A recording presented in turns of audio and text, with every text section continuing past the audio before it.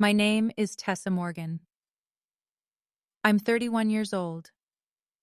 And when a broken water line forced my 8-year-old daughter out of our apartment, my parents refused to let her sleep in the guest room they had kept empty for 6 years. 3 weeks later, they stood in a courtroom and told a judge that I could not provide my daughter with a stable home. My mother wore navy blue because she believed dark colors made her look serious. My father sat beside her with both hands folded over his stomach. My brother kept looking toward the door, as though he expected someone more important to arrive. I sat across the aisle with my daughter's school calendar, our hotel receipts, the apartment inspection report, and a blue folder thick enough to make the metal clip strain. By the end of that morning, my parents had lost the one thing they thought no one could take from them, the right to control the story. The judge did not raise her voice. She did not need to.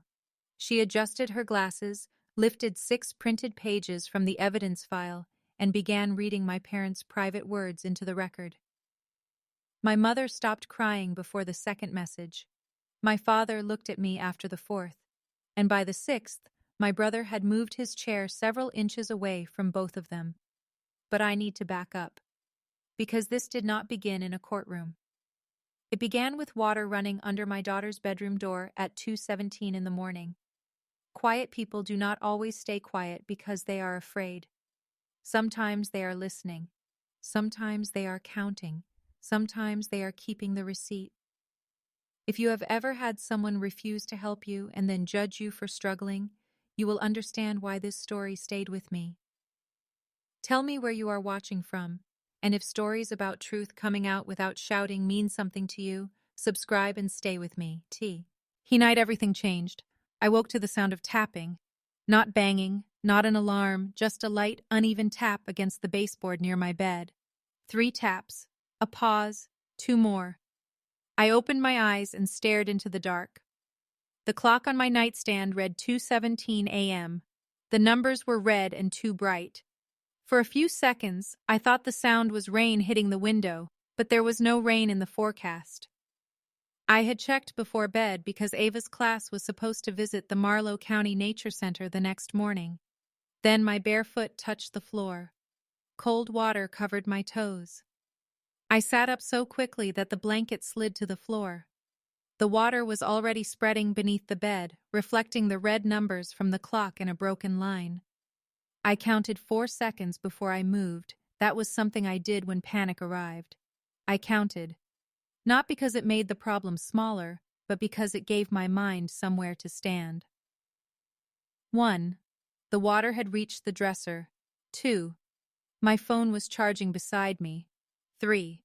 Ava's room was across the hall. 4. Move. I grabbed my phone and stepped into the hallway. The water was deeper there, almost to my ankles, and it was coming from the utility closet beside the bathroom. A sharp chemical smell hung in the air, mixed with wet drywall and dust.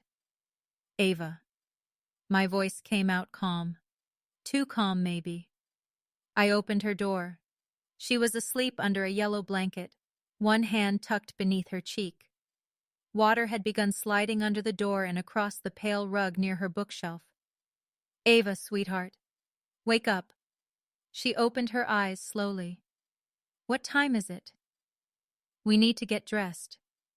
Is it morning? Not yet. She sat up when she saw the water. For half a second her face changed. Her mouth opened, but no sound came out. I walked to the bed and lifted her feet before she could step down. It's okay, I said. A pipe broke. We're leaving the apartment for a little while. Is my room ruined? I don't know yet. My school project. I'll get it. The project was a cardboard model of a wetland ecosystem, which felt almost insulting under the circumstances. She had spent 4 evenings gluing green paper reeds around a painted pond. 2 small plastic frogs sat near the edge. I put the project on top of her dresser, packed her school uniform, socks, toothbrush, and the stuffed rabbit she had slept with since she was 3. Then I carried her into the living room and set her on the couch where the floor was still dry. The building alarm started at 2:24. A harsh electric sound filled the apartment. Ava covered her ears. Doors opened in the hallway. Someone shouted that water was coming through the ceiling on the first floor. I called the emergency maintenance number while pulling on jeans. The first call lasted 43 seconds. The second lasted 1 minute and 11 seconds. No answer. I took screenshots of both. That was not unusual for me. Documentation was part of my job, but it was also part of how I survived my family. Dates mattered, times mattered, exact words mattered. My mother had taught me that by denying things she had said while the air was still vibrating from them. I worked as a municipal civil engineer for the city of Bellwether, a town of just under 60,000 people in western Marlow County. Most days I reviewed drainage plans, inspected road repairs, answered complaints about sidewalks, and explained to contractors why water did not care about their deadlines.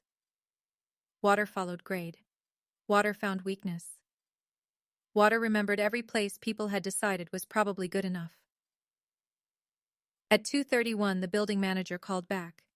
His name was Glenn Porter. He was 58, always smelled faintly of peppermint, and had managed the Hawthorne Court apartments for 12 years. He told me a supply line had failed in the third-floor utility room. I lived on the second floor. "You need to leave," he said. "The fire department is coming. We may have electrical issues." "How long?" "I don't know." "Hours or days?" "I really don't know, Tessa." I looked toward Ava. She sat on the couch holding her rabbit by one ear. "Will you send that in writing?" There was a pause. Then he said, "Yes." I packed 2 bags, one for Ava, one for me. I took our birth certificates, insurance cards, my work laptop, medication, chargers, 3 changes of clothes, and the cash envelope I kept inside a flour container in the kitchen, $280. I had started the envelope after my divorce. $20 here, $10 there. Money for the kind of emergency that never looked like an emergency until it was standing in your hallway. We left at 2:46. The corridor lights flickered while we walked toward the stairs. Water ran down the walls in narrow lines. On the landing, our downstairs neighbor, Mrs. Ellis, stood in a pink robe holding a cat carrier against her chest. "Where are you going?" she asked. "I don't know yet. The fire department said the community hall is open. I need somewhere Ava can sleep." Mrs. Ellis looked at my daughter, then back at me. "Your parents are close, aren't they?" 8 miles. 11 minutes, without traffic. I nodded. Yes. Of course, that was where I thought we would go. Not because my parents and I were close. We were not. Not in the way people mean when they say close. We lived near each other. We attended the same birthdays. We appeared in the same photographs.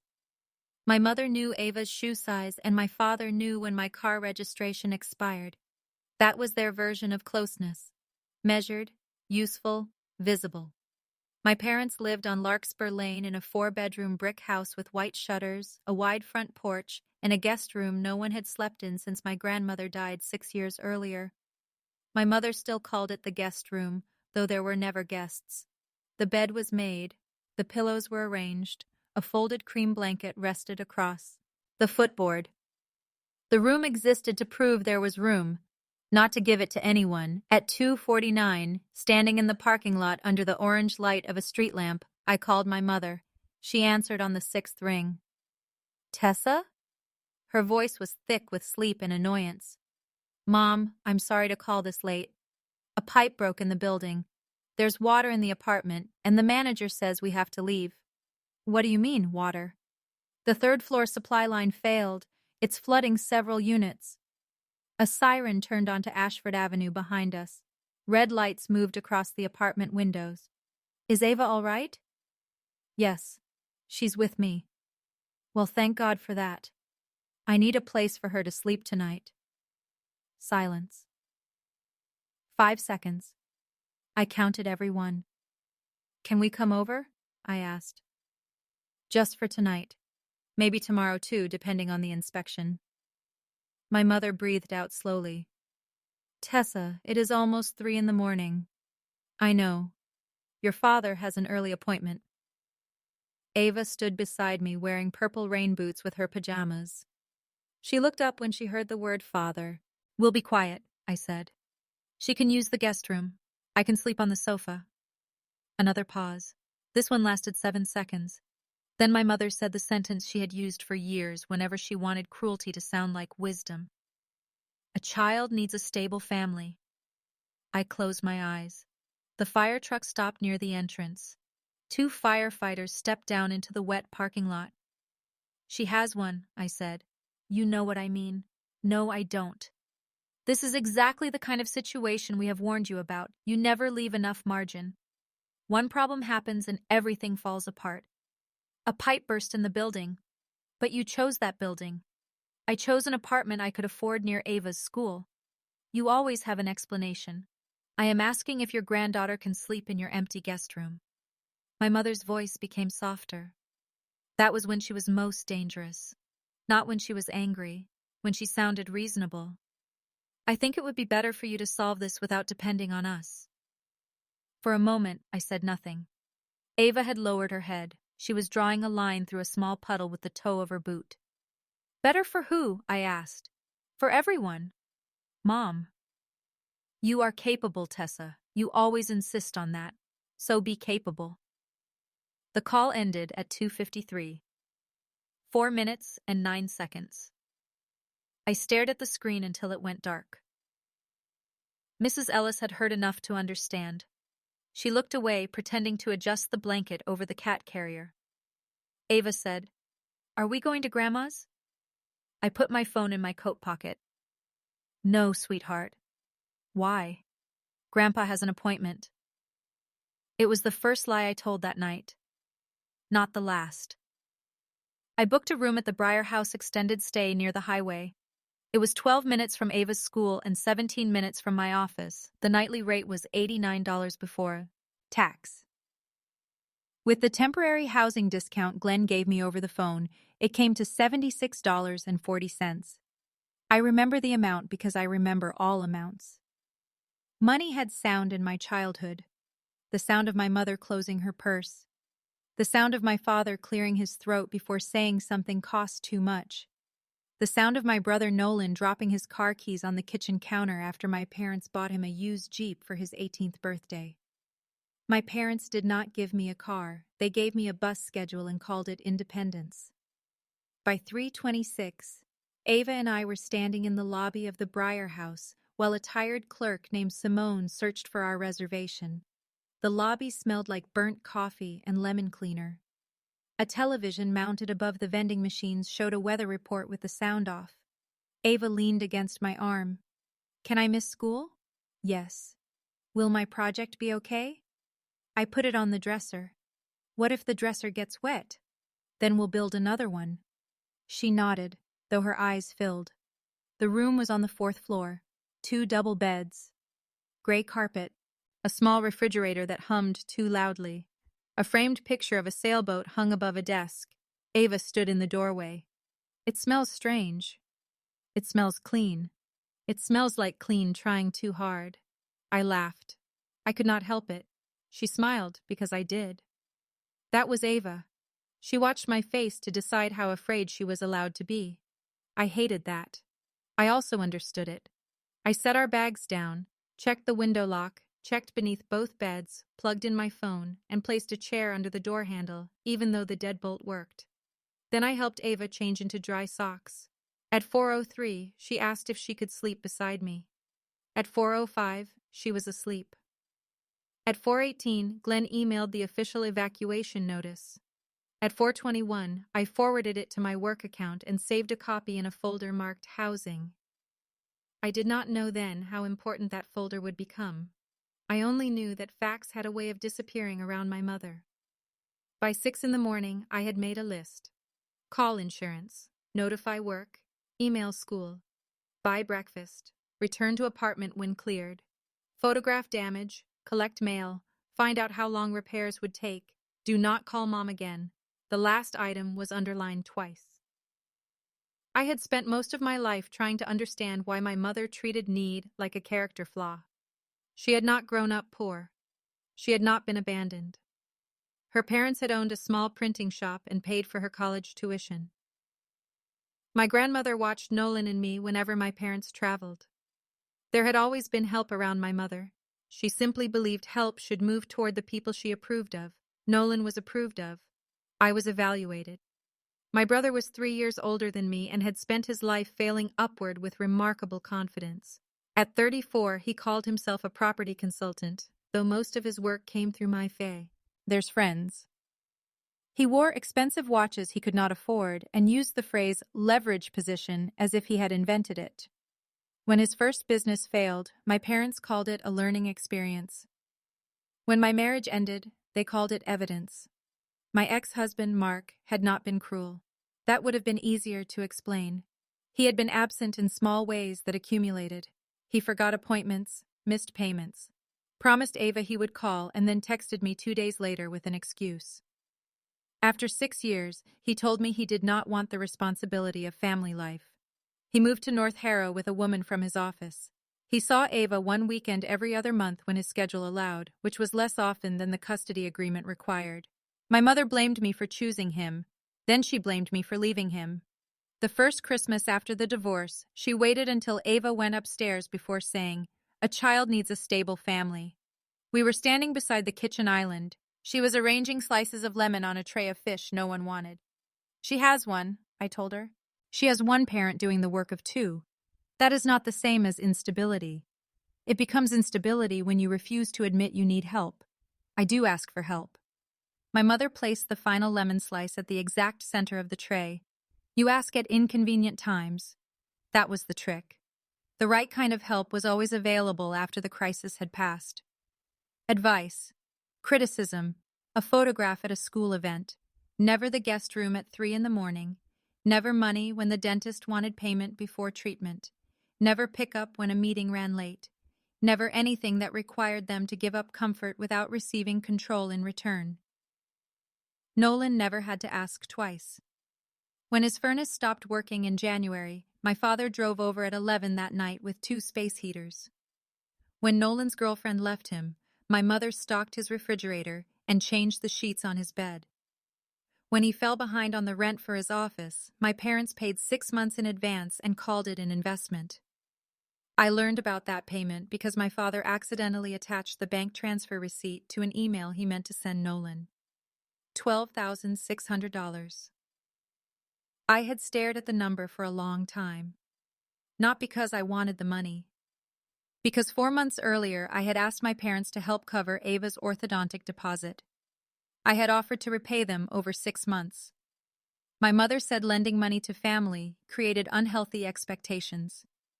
The deposit had been $1,800. I paid it myself. I worked 2 Saturday inspection shifts and canceled the trip Ava and I had planned to Lake Fenner. We camped in the living room instead. She said it was better because there were no mosquitoes. That was the kind of child she was. Grateful before anyone asked her to be. By 7:30 on the morning of the flood, I had unshowered in the hotel bathroom and dressed for work. Ava slept until I touched her shoulder.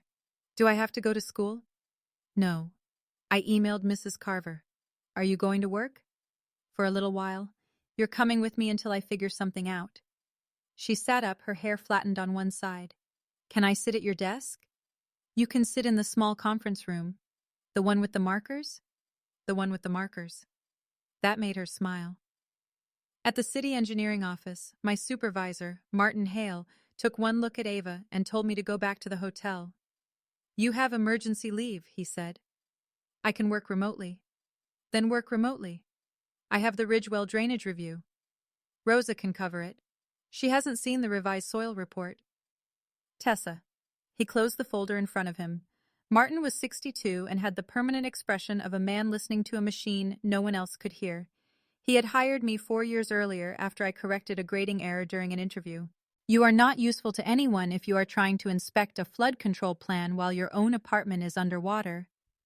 "It's not underwater." He looked toward Ava, who sat at the conference table organizing markers by color. "Go."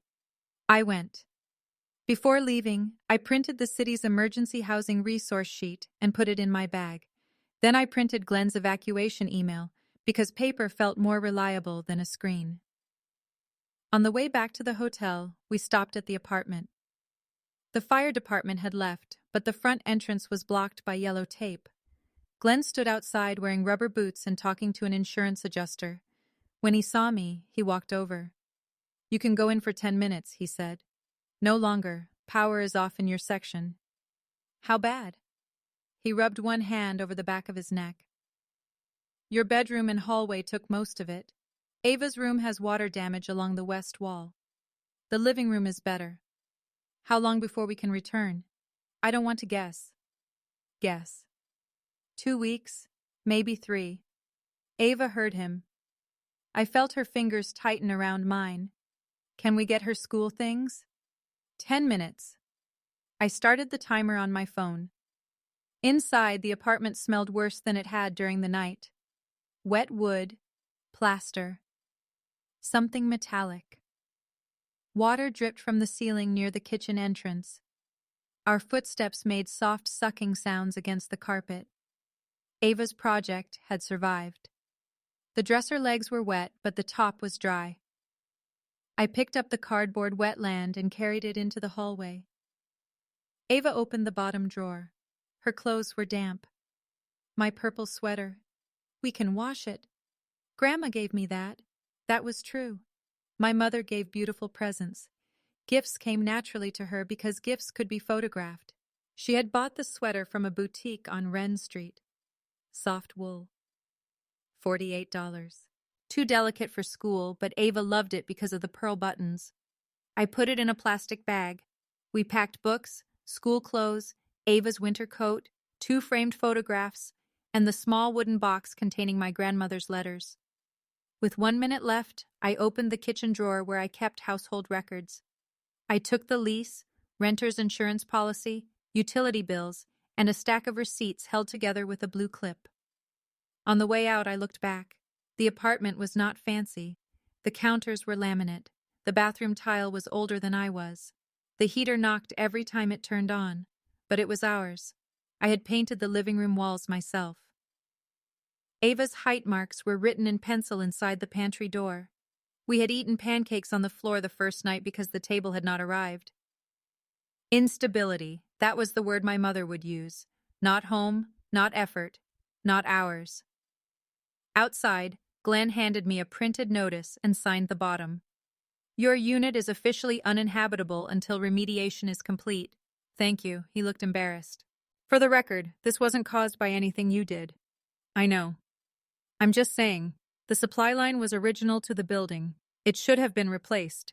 I folded the paper once and placed it in my bag. "For the record," I said, "can you email that too?"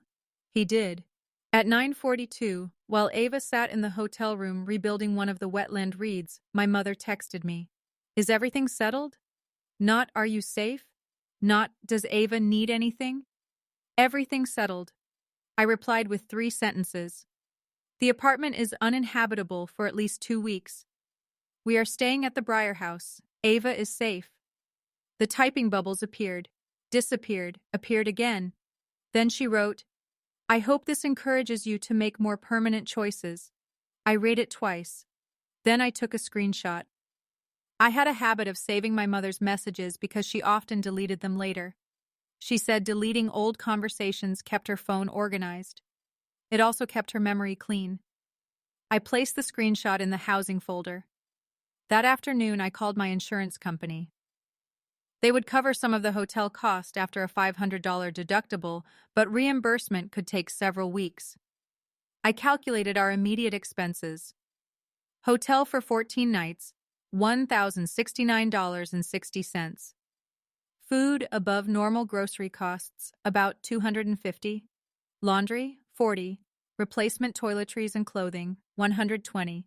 Transportation changes, uncertain. My checking account balance was $3,418. Savings, $7,900. Orthodontic payment due the following month, $260. Car insurance due in 11 days, $618. I could manage. That mattered. I was not helpless. But managing was not the same as being unharmed. By evening, Ava had asked 5 times when we were going home. Gave her the same answer each time, as soon as it's safe. At 6:30, I ordered soup and grilled cheese from the diner across the highway.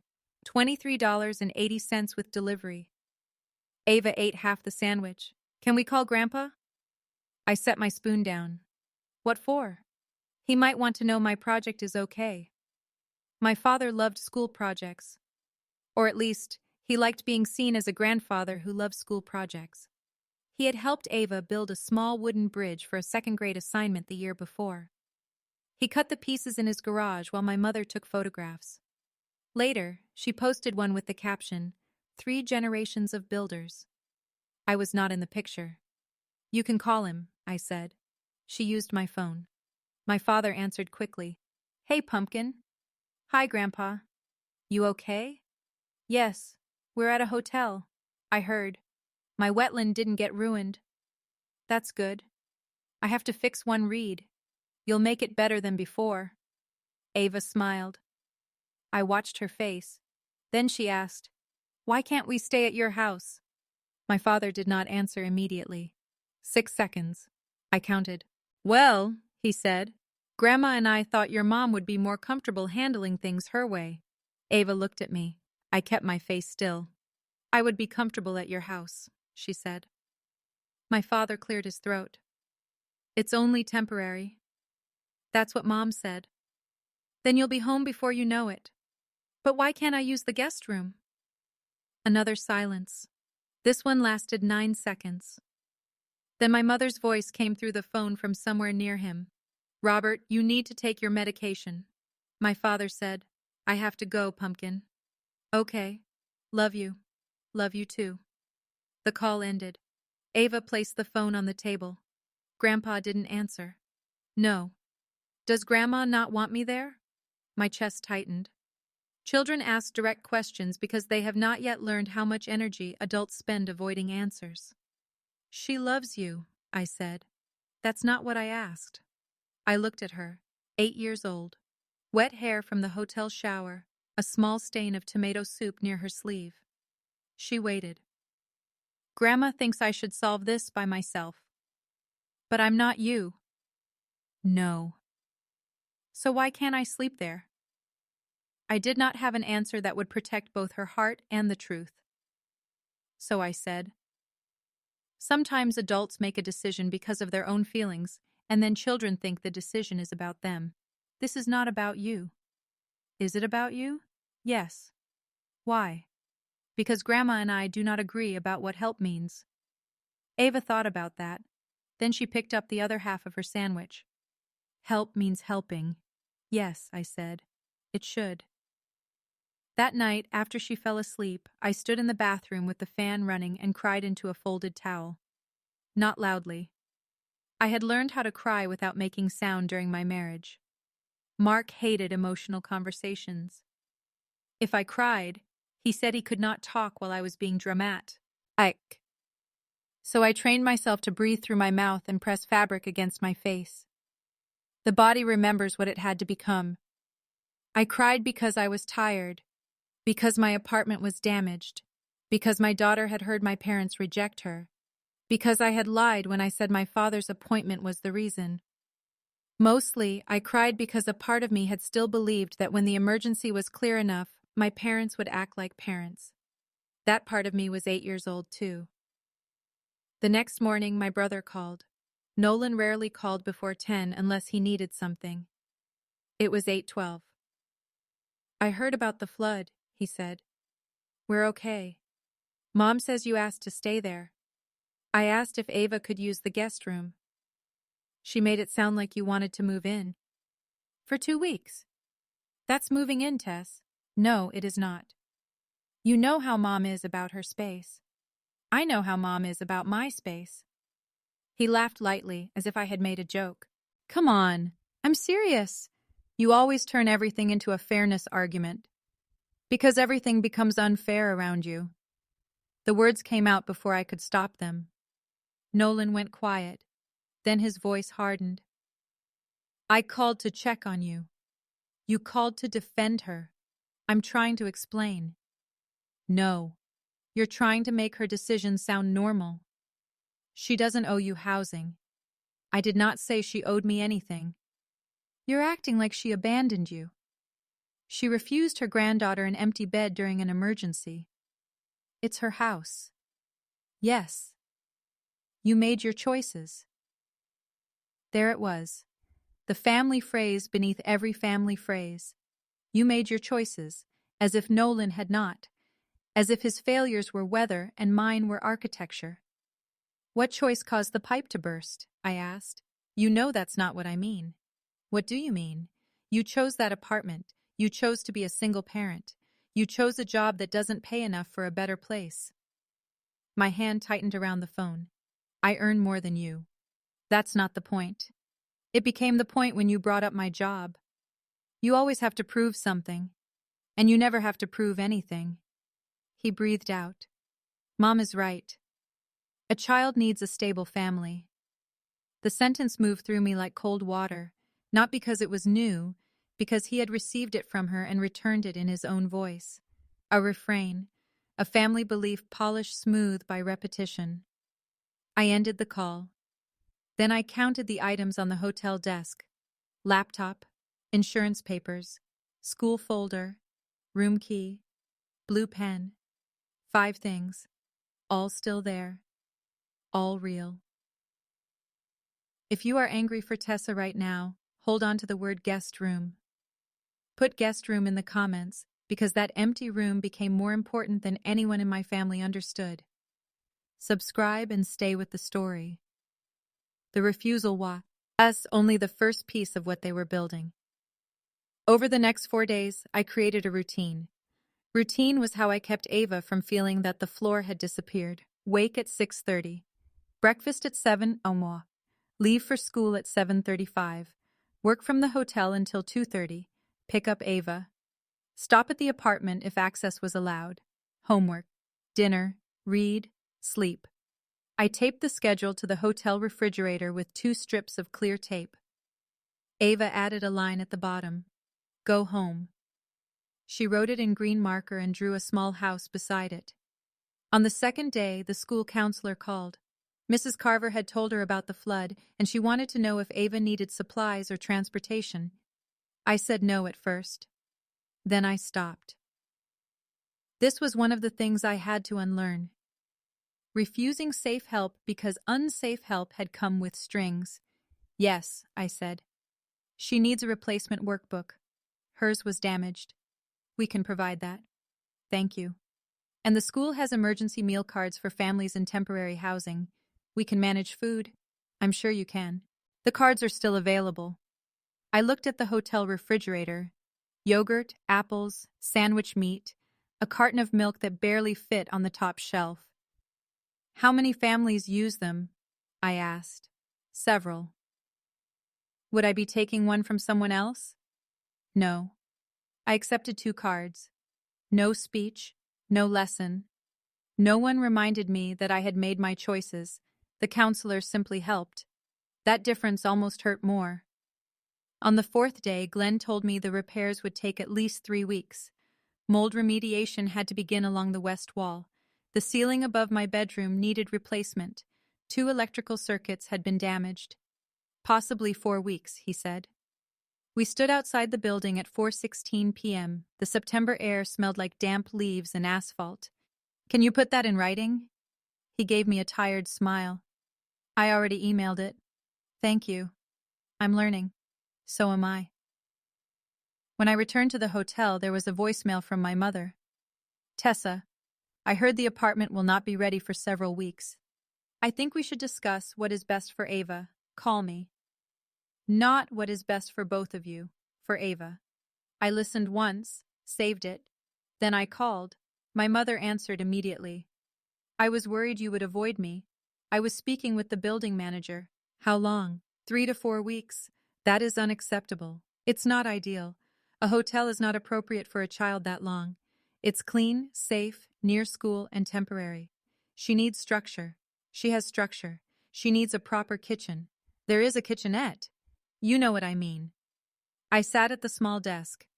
Ava was on the bed reading a library book. "What are you suggesting?" I asked. My mother lowered her voice. "Ava can stay with us." I looked at my daughter. She had heard. Her eyes lifted from the page. "And me?" I asked. "We do not have room for, or both of you." The guest room had a queen bed. The den had a sofa bed. The basement had a finished room with another sofa. My mother had room. What she did not have was willingness. "You have 4 bedrooms. One is ours, one is the guest room, one is your father's office, one is my sewing room. So Ava can stay in the guest room and I can sleep on the sofa. That would disrupt the house. For 3 weeks. You work early, you come and go, your father needs quiet. I can commute from there. That is not the arrangement I am offering." I felt something settle inside me. Not break. Settle. Like a stone reaching the bottom of water. "You want Ava without me. I want Ava somewhere stable." There it is again. "What?" "That sentence." "I don't know what you mean." "Yes, you do." My mother sighed. "Tessa, not every concern is an attack. And not every offer is help. I am trying to protect my granddaughter." "From what?" "From uncertainty." Her apartment flooded. "Exactly. That is not a parenting failure. It becomes one if you cannot provide an appropriate alternative. I provided a hotel. You rented a room. Yes. With one small refrigerator. Yes. And no real dining table. We eat at the desk. Listen to yourself." "No, you listen. Ava has clean clothes, meals, transportation, school attendance, her medication, her books, and me. She is safe." My mother waited. Then she said, "Safety is the minimum." I looked at Ava. Her face had gone still. "Do not call me again to discuss taking my daughter away from me during a temporary housing problem. No one said anything about taking her away. You asked her to live with you while excluding me. For 3 weeks. Still no. Tessa. No. You are letting pride interfere with what she needs. And you are using an emergency to separate us. That is a terrible accusation. It is an accurate description." My mother's voice trembled, not with sadness, with offended authority. "I will not be spoken to this way." "Then stop speaking to me this way." She ended the call. Ava closed her book. "Grandma said I can stay there?" "Yes." "But not you?" "That was her idea." "I don't want to." "You don't have to." "She thinks the hotel is bad?" "She thinks it isn't good enough." Ava looked around the room. The beds were made. Her backpack rested on the chair.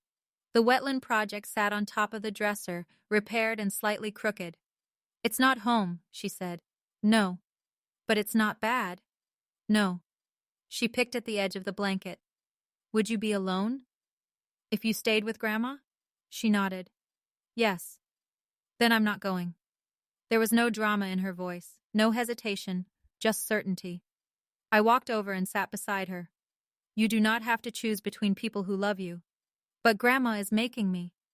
The sentence landed exactly where it was supposed to. I wanted to defend my mother out of habit. I wanted to say she was confused or worried or trying in her own way. Instead, I said, "You're right. She should not do that." Ava leaned against me. We sat without speaking for a while. The refrigerator hummed. Cars moved along the highway outside. Then she said, "Can we have pancakes for dinner?" "Yes." "With chocolate chips?" "Yes." "Can we eat them on the bed?" I smiled. "That might be unstable." She laughed so hard she snorted. I laughed too. We ate pancakes from paper plates at 7:14 p.m. I took a photograph of Ava holding one shaped like a star. Not for social media. For us. Proof that a hard night could still contain something warm. 2 days later, my father came to the hotel. He did not call first. There was a knock at 6:52 in the evening. I checked the peephole and saw him standing in the hallway with a brown paper bag. Ava ran to the door before I could stop her. "Grandpa!" He smiled when I opened it. "Hey, pumpkin." He held up the bag. "I brought dinner." The smell of roasted chicken filled the doorway. My father was 64. Broad shoulders, thinning gray hair, glasses he removed whenever a conversation became uncomfortable. He had worked as a regional bank manager for 37 years and retired with a pension, investments, and a belief that avoiding conflict was the same as keeping peace. He stepped inside. His eyes moved around the room. The kitchenette, the two beds, the clothes hanging near the window, the stack of school papers on the desk. He noticed everything. He commented on nothing. My father placed containers on the counter. Chicken, potatoes, green beans. A slice of chocolate cake for Ava. Mom made this? I asked. He hesitated. Gordon's Market. Of course. My mother would not cook for a decision she did not approve of. Ava showed him the repaired wetland project. He praised the reeds and asked 3 questions about frogs. For 20 minutes, he was the grandfather she loved. Then Ava went to wash her hands. I stood beside the window. Why are you here? My father removed his glasses. I wanted to see you. You wanted to see Ava. Both of you. Mom knows? He looked toward the bathroom. She knows I brought dinner. That was not my question. His jaw tightened. Tessa, does she know you came inside? No. I nodded. Even his kindness had to be hidden from her. Why didn't you let us stay? I asked. He rubbed the lenses of his glasses with his shirt. You know your mother. Yes, I do. I'm asking about you. It's her house too. And yours. She feels strongly that you need to establish independence. I have lived independently since I was 18. She means emotional independence. I asked for a bed during a building evacuation. She thinks you rely on us when things go wrong. I stared at him. Name the last time I relied on you. He opened his mouth, closed it. I waited. 5 seconds, 10, 15. Finally, he said, That's not the point. It is exactly the point. She worries about Ava. You could have said yes. I was half asleep. You were awake when Ava called. He placed his glasses back on. This situation is temporary. You keep saying that as if temporary pain does not count. I brought dinner. There it was, a paper bag offered as replacement for courage. I appreciate the food. You don't sound appreciative. I can appreciate dinner and still ask why you let Mom refuse a room to your granddaughter. He looked toward the bathroom again. His voice dropped. Do not put Ava in the middle. I did not. She asked me why she couldn't stay. Because no one answered her. You could have explained it differently. I lied for you the first night. I told her you had an appointment. His face changed, a small movement around the mouth. That was probably best. No, it was easier. For her. For you. Ava came out of the bathroom drying her hands on her shirt.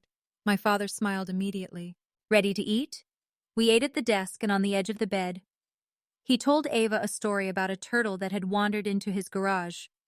He cut her cake into 6 equal pieces because she liked small bites. He stayed 48 minutes. At the door, he hugged her tightly. Then he looked at me. I hope you know we love you. I held the door open. Love should not require this much interpretation. He left without answering. The following Sunday, my parents hosted dinner for Nolan and his girlfriend Beth. I knew, because Beth posted a photograph. The dining table was set for 6. 6 plates, 6 glasses, a roast at the center. My mother stood behind the table wearing a pale green blouse. Nolan had one arm around her shoulders. My father held a bottle of wine. 2 chairs were empty. The caption read, Family is where stability begins. I stared at the photograph until the screen blurred. Then I saved it. Not because it was evidence of anything official, because it was evidence to me. My mother had refused to let Ava sleep in the house, then prepared a place for her absence at the table. That was how she rearranged a room until you were standing outside it. She never had to say you were excluded. She just set the right number of plates. On Monday morning, I received an email from Ava's teacher asking whether everything was all right. Ava had fallen asleep during silent reading. She had also become upset when another child complained about sharing a bedroom with a younger brother. I scheduled a meeting after school. Mrs. Carver was 29 and wore bright earrings shaped like pencils. She showed me Ava's math work, attendance, and a drawing she had made during free time. The drawing showed our apartment building with blue water coming from every window. Beside it was a smaller building labeled hotel. Ava and I stood between them holding hands. A third house appeared in the corner, my parents' house. It had no door. I looked at the drawing for a long time. She hasn't told me much, Mrs. Carver said. Only that her grandparents have a room, but she can't use it. My face warmed. I'm sorry she brought family issues into class. You do not need to apologize. It's complicated. It may be complicated for the adults. I looked up. Mrs. Carver touched the edge of the paper. For her, it seems simple. I folded my hands in my lap. She's safe. I believe you. She has food, clean clothes, and a routine. I know. The hotel is temporary. I know.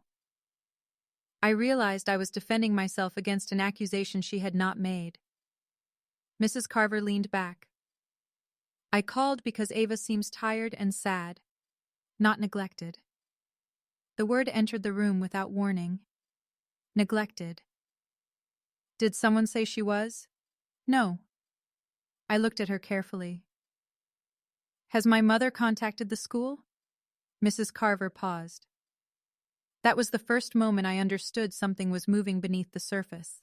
She called the front office, she said. When? Friday afternoon. What did she ask? She said she was Ava's grandmother and wanted to know whether the school had concerns about Ava's attendance or appearance. My hands went cold. What did the office tell her? Nothing. She is not listed as an educational contact. What else did she say? She asked whether temporary hotel housing was considered homelessness under school policy. The room became very quiet. Mrs. Carver continued. The secretary transferred her to the district liaison. I don't know what was discussed after that. I counted the pencil earrings. 2, the windows behind her. 3, the yellow folders on her desk. 7. What did my mother say her reason was? That she wanted to make sure Ava received support. Support. My mother loved words that could face 2 directions. I took out my phone. Would you email me a summary of this conversation? Mrs. Carver's expression changed. Not suspicion. Understanding. Yes. Please include the date and time of her call if the office has it. I will. Thank you. When I left the school, I sat in my car without starting the engine. My mother had not called me after the dinner photograph. She had not asked whether Ava was tired. She had not offered to help with transportation, laundry, meals, or hotel costs. But she had called the school to ask how temporary housing was classified. I opened our text thread. The last message from her was still visible. I hope this encourages you to make more permanent choices. I took another screenshot. Then I created a new folder on my phone. I named it Grandparents. The next day, my mother called at 10:06 a.m. I let it ring. She called again at 10:08. Then again at 10:11. 3 missed calls. At 10:14, she texted, "Please call me. This concerns Ava's welfare." I waited until my lunch break, when she answered, "Sha." It did not greet me. "Why did you tell Ava's teacher I called the school?" "I did not. Her teacher told me." "That was inappropriate.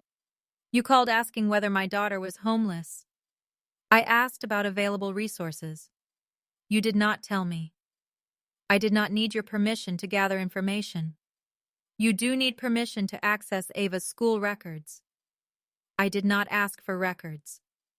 "You asked whether the school had concerns about her attendance and appearance." Silence. 4 seconds. Then my mother said, "Who told you that?" "It does not matter. It matters if someone misrepresented me." "Did you ask?"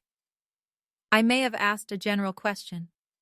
"Did you ask whether hotel housing was considered homelessness?" "I was trying to understand the situation." You could have asked me. You are defensive whenever anyone raises concerns. I am defensive when you investigate my daughter behind my back. Investigate is a dramatic word. It is the correct word. My mother inhaled slowly. I am not going to argue. Your father and I have spoken, and we still believe Ava should stay with us until you secure proper housing. My apartment is being repaired. You cannot guarantee when. I have written estimates. Estimates are not guarantees. Nothing is guaranteed. A child needs a stable family. I closed my eyes. There it was. Again. Polished. Ready. You keep repeating that. Because you refuse to hear it. No. Because you want the sentence to become true through repetition. Her voice sharpened. I will not apologize for caring about my granddaughter. I did not ask you to apologize for caring. You want me to feel guilty for having standards. I want you to stop confusing control with standards. She went quiet. When she spoke again, her tone had changed. Cooler. More formal. I think you should consider how this looks. To whom? To anyone paying attention. The words held something I could not yet name. A warning. Or a plan. What does that mean? I asked. It means Ava is living in a hotel because her mother cannot provide a home. Her home was damaged by a flood. And you have not secured another one. For 3 weeks? You do not know that. Neither do you. I know what I see. No. You know what you can use. The line came from somewhere deeper than thought. My mother stopped speaking. For 6 seconds, neither of us said anything. Then she whispered, Be very careful, Tessa. The call ended. I stared at my phone. The office around me continued as normal. A printer started. Someone laughed near the break room. A truck reversed outside, beeping in steady intervals. Be very careful. My mother did not threaten people openly. She positioned facts around them and waited. I opened the notes application and typed the date, time, and exact words. Then I called my father. He answered after 2 rings. No. Mom called Ava's school. I know. She asked whether the school had concerns about her appearance. She was trying to help. She told me to be very careful. My father said nothing. Dad? What do you want me to say? I want you to tell me what she is doing. She's worried. That is not an answer. She thinks the hotel is not sustainable. It has been 8 days. You said it could be a month. So? A month is a long time for a child. At a hotel near her school with her mother? It's not ideal. Neither is your silence. He sighed. Tessa, you make every conversation a test. No, I ask direct questions, and you experience them as tests because honest answers have consequences. That sounds like something you practiced. I did not need to. He lowered his voice. Your mother spoke to someone. Who? I don't know. You do know. A family law attorney? The air left my lungs slowly. For what? Just information. About what? What options grandparents have when they are concerned. I stood up from my desk. Rosa glanced toward me from the next workstation. I turned away. Concerned about what? Temporary housing. Stress. Mark being absent. Mark has been absent for 2 years. I'm not saying I agree. But you went with her. Another silence. Then he said, I drove. The sentence was so perfectly my father that I almost laughed. He had not participated. He had driven. He had not agreed. He had sat in the room. He had not acted. He had simply carried the plan from one place to another. What did the attorney say? I asked. I don't know all the details. You were there. Your mother did most of the talking. What did the attorney say? My father removed his glasses. I could hear the faint scrape near the microphone. He said grandparents can petition for temporary guardianship if a child's living conditions become unstable. My fingers went numb. Did Mom tell him she refused to let Ava stay in your guest room? Silence. Dad. She explained that having both of you there would create conflict. That was not my question. She said she offered to take Ava. After refusing both of us, she sees that differently. Did she tell the attorney that? I don't remember. You remember. Tessa. Did she tell him she refused to help before claiming my alternative was unstable? My father's voice became tired. I think you should talk to your mother. I just did. Then I don't know what else to say. Yes, you do. I waited. 7 seconds. 8, 9. Then he said it, quietly, almost apologetically. A child needs a stable family. I ended the call. For a full minute, I stood beside my desk with the phone in my hand. Then I sat down, opened a blank document, and began making a timeline. 2:17 a.m. Water discovered, 2:49 a.m. Called Diane Morgan requesting temporary use of guest room, 2:53 a.m. Request refused, 26 a.m. Checked into Briar House extended stay, 18 a.m.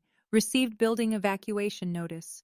September 17th, written estimate of 3 to 4 weeks for repairs.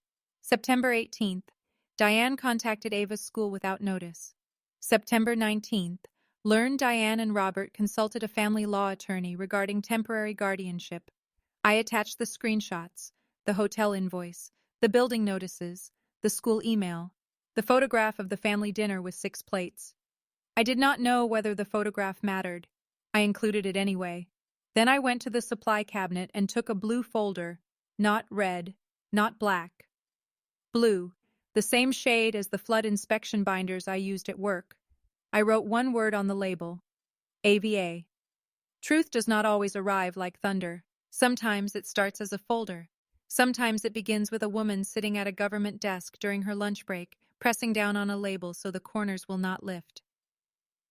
That afternoon, I called an attorney named Lena Ortiz.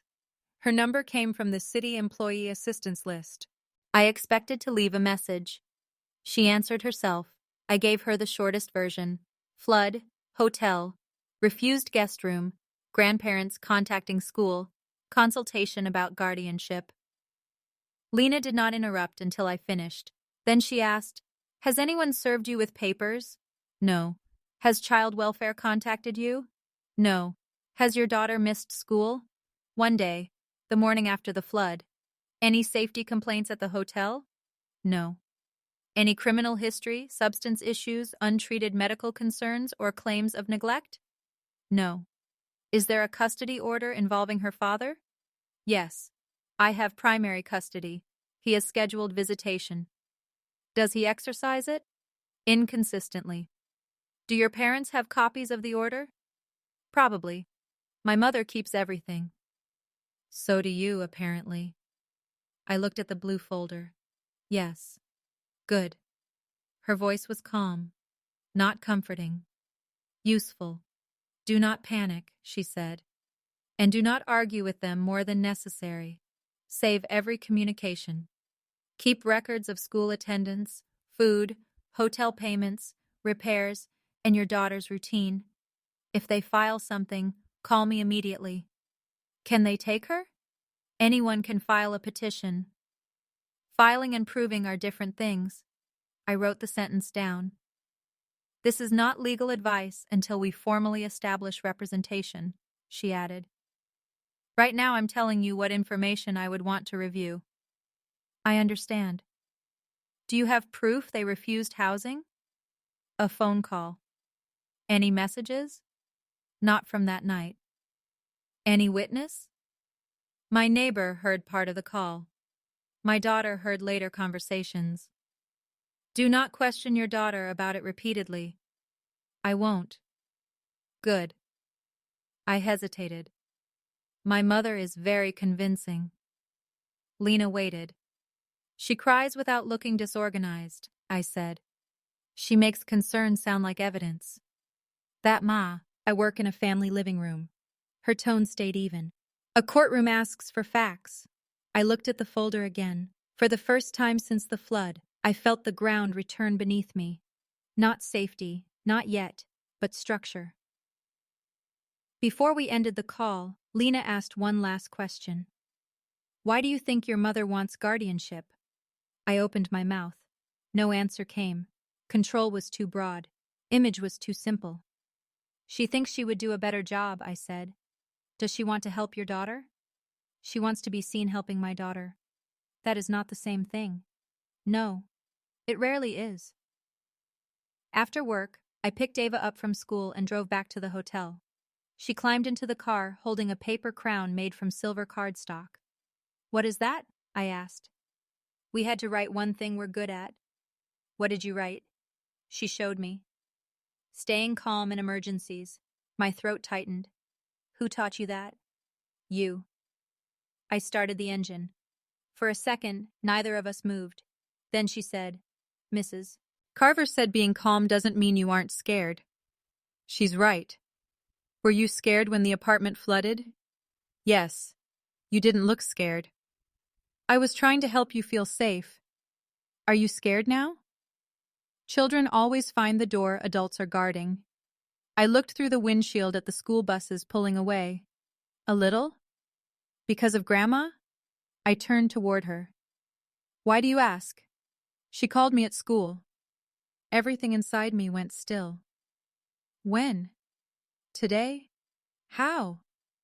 The office lady came to class and said I had a phone call. What did Grandma say? Ava looked down at the paper crown. She asked if I liked the hotel. What did you tell her? I said it was okay. What else? She asked if you leave me alone. My fingers tightened around the steering wheel. What did you say? I said no. Did she ask anything else? Ava nodded. She asked if I get enough food. What did you say? That we had pancakes for dinner. Of course. My mother would turn pancakes into evidence if given enough room. Anything else? She asked if I wanted to stay at her house. And?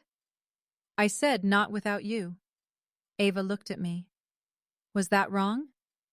No. Grandma got quiet. You did nothing wrong. She said I should think about what a stable family looks like. The refrain again, placed directly into my daughter's ear. I counted the buses visible through the windshield. 1, 2, 3, 4, 5. Then I breathed. Did she tell you not to tell me?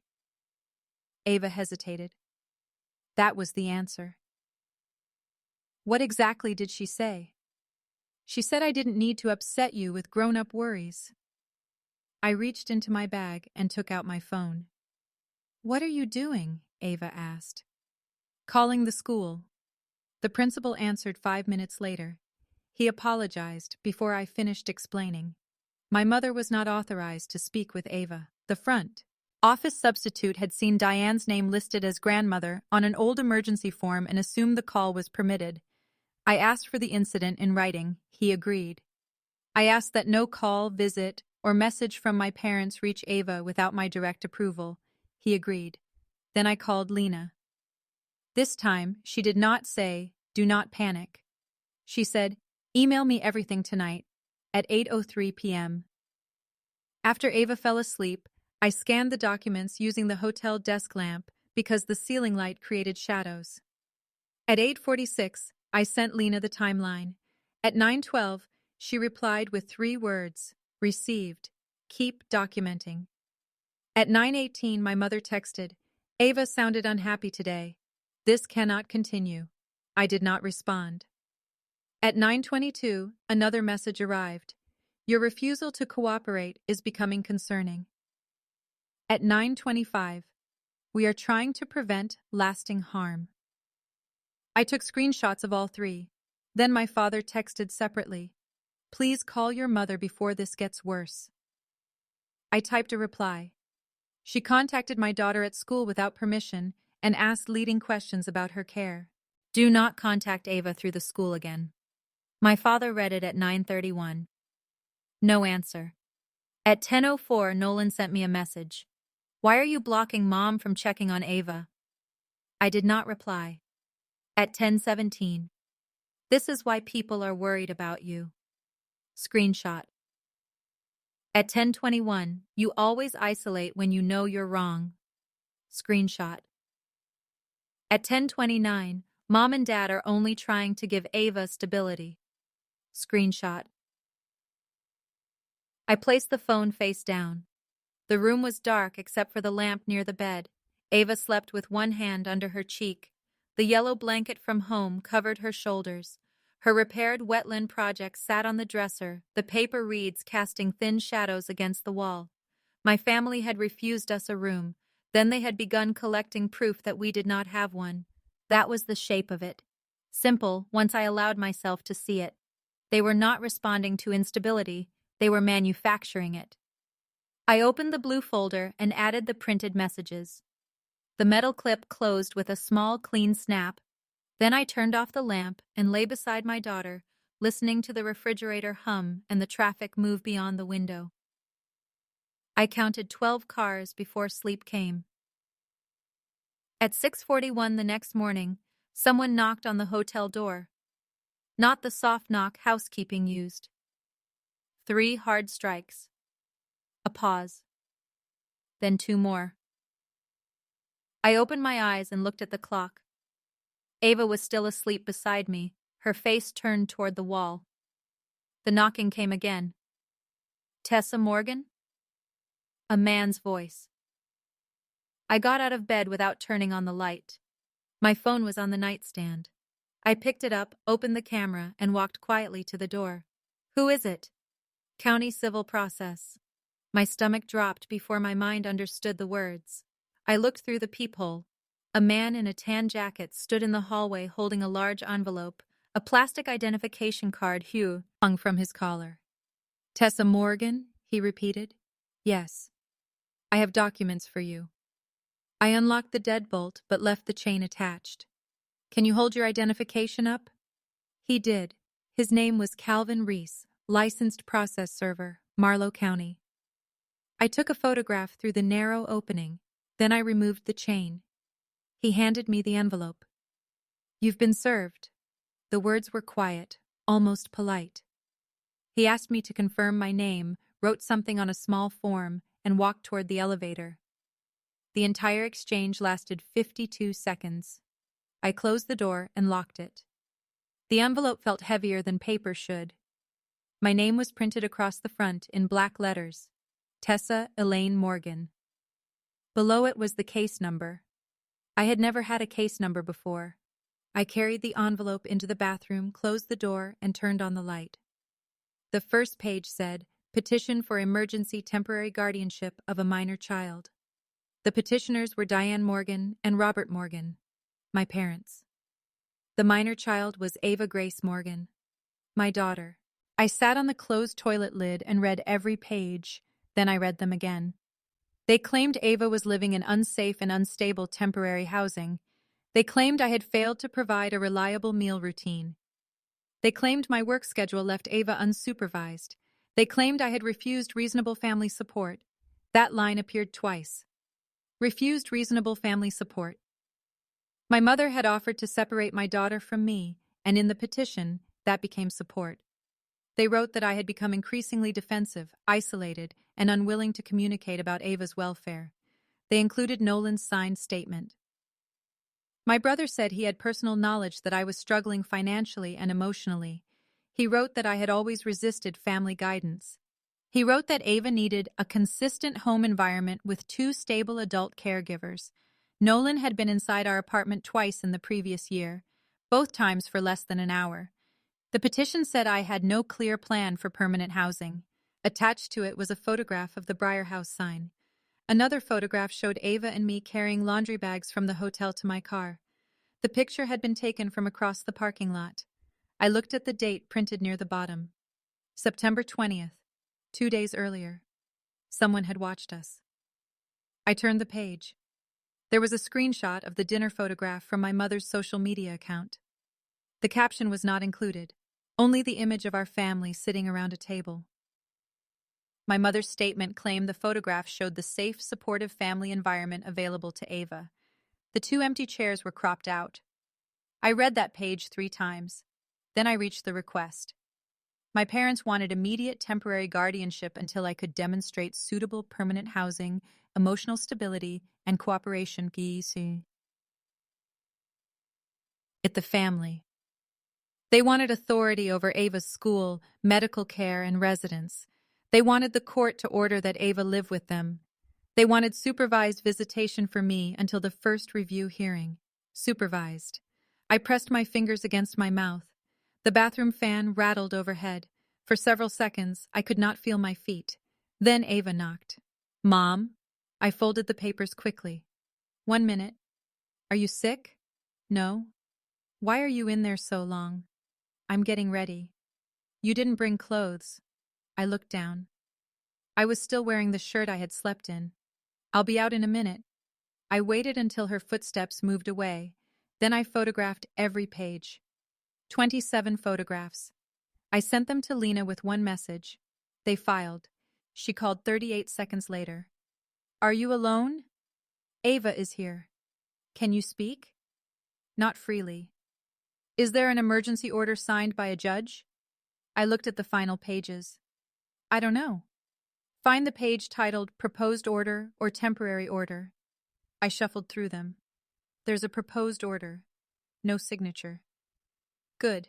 That means they filed the request, but a judge has not granted it yet.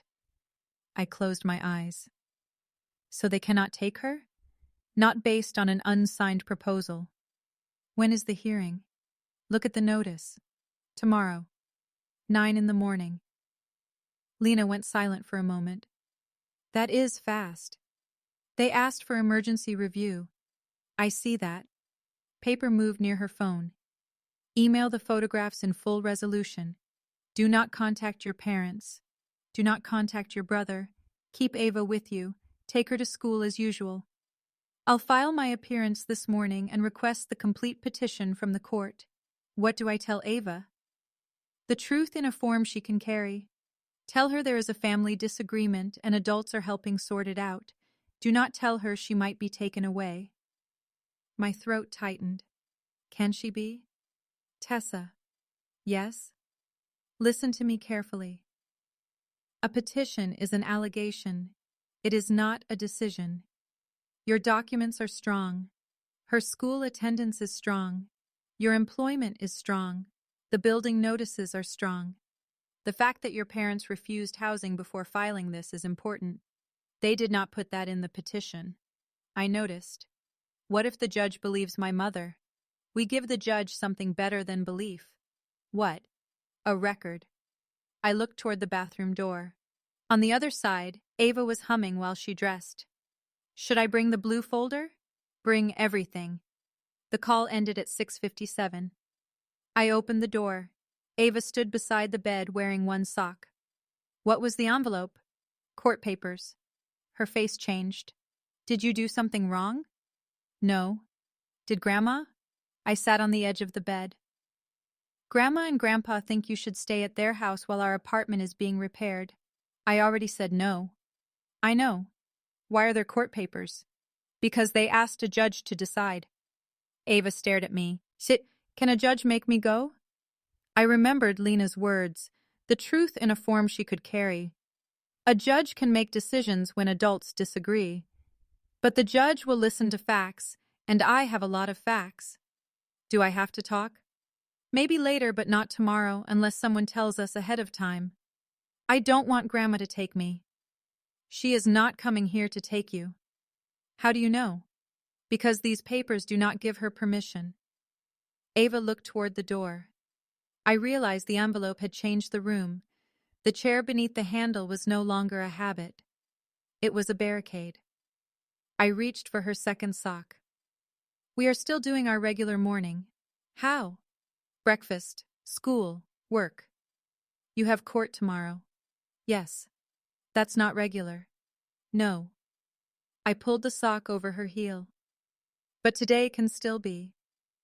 At 7:28, we walked through the lobby. Simone was behind the desk. She smiled at Ava, then looked at me. Someone was here early. I know. He said he was a process server. I made him wait in the hall while I called your room. Thank you. He asked if you had been staying here continuously. My hand stopped on the strap of my bag. What did you say? That guest information is private. Did he ask anything else?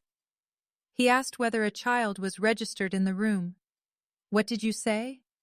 The same thing. I took out my phone. Would you write down what he asked when he arrived and what you told him? Her expression sharpened. Is someone trying to cause trouble? My parents filed for guardianship of Ava. Simone's mouth opened slightly. She looked at my daughter, who was studying a rack of travel brochures near the door. I'll write it now. Thank you. She lowered her voice. For what it's worth, I work 4 nights a week. Your daughter is never wandering around alone. You come down with her. You leave with her. You get breakfast together.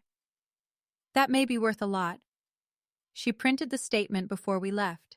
She signed it, dated it, added her employee identification number. I placed it in the blue folder. At school, the principal met us near the office. I had emailed him the petition while Ava ate breakfast. He looked older than he had the day before. I have alerted the front desk, he said. Your parents are not approved for pickup or contact. Do not release her to anyone except me unless Lena Ortiz gives written confirmation. I understand. Her father is still on the approved list for his scheduled times, but he is not due this week. We'll note that. Did my mother come here in person? The principal hesitated. Yesterday afternoon. My skin went cold. What did she want? She brought a bag of clothes and school supplies for Ava. Where are they? In my office. Did she see Ava? No. Did she ask to? Yes. What did she say? That she was preparing to become Omi Ava's temporary guardian. The hallway seemed to narrow around me. Before filing? I don't know when the documents were filed. What time did she come? 3:15. The case stamp showed 2:42 p.m. She had filed, then driven straight to the school. Did she leave anything besides the bag? A letter. To whom? Ava. Do not give it to her. I haven't. I need a copy. He nodded. Of course. Ava had been listening. Grandma brought me clothes? I turned toward her. She did? Why? She thought you might stay with her. I'm not. I know. Can I see the letter? Not yet. Her face tightened. Why not? Because I need to make sure it does not put you in the middle. She already put me in the middle. The principal looked away. I crouched in front of her. You're right. I want to know what she wrote. You will, but not before I understand why she wrote it. Ava crossed her arms. For a second, she looked so much like me at 8 that I almost forgot where we were. Then she said, fine. Not warm. Just fine. My mother's favorite word, the word she used when nothing was fine and she wanted everyone else to stop noticing. I walked Ava to her classroom. Before going inside, she hugged me around the waist. Are you picking me up? Yes. Promise? Yes. Even if Grandma comes? Yes. She released me slowly. I watched her enter the room and sit at her desk. Only after Mrs. Carver closed the door did I let myself breathe. At 8:26, Lena called. I've reviewed the petition. And? It's aggressive. That sounds bad. It means they are asking for more than the facts support. What happens tomorrow? The judge will decide whether there is enough immediate risk to change Ava's living arrangement before a full investigation. Could the judge order supervised visitation? They asked for it. That does not mean they will receive it. What should I do today? Send me your lease, employment verification, school attendance records, hotel invoices, repair notices, proof of meals if you have it, insurance correspondence, and every message from your family. Proof of meals, receipts, grocery transactions, anything that shows routine care. I save receipts. I assumed you might. I heard a faint smile in her voice. Your mother included Nolan's statement. We will need to address it. He lied. Some of it is opinion, some is hearsay, Some is simply unsupported. He said I was emotionally unstable. Has he seen you emotionally unstable? He has seen me disagree with our mother. That is not a diagnosis. What about the photographs? The hotel photo proves you stayed at the hotel. You have never denied that. The laundry photo proves you washed clothes. I almost laughed. Lena continued. The fact that someone photographed you without telling you may matter more than what the image shows. My mother took it? We do not know. I think Nolan did. His office is near the highway. Do not accuse him without proof. I won't. Good. Bring the blue folder to my office at 1. I arrived at 12:52. Lena Ortiz worked in a narrow second-floor office above a pharmacy on Grant Street. The stairwell smelled like old carpet and cinnamon gum. Her waiting room had 4 chairs, 1 plant, and no decorative signs about justice. She came out before the receptionist called my name. She was 40, maybe 42, with short dark hair and a gray jacket over a black dress. Her handshake was firm, not performative. She led me into a conference room. Put everything on the table. I opened the blue folder.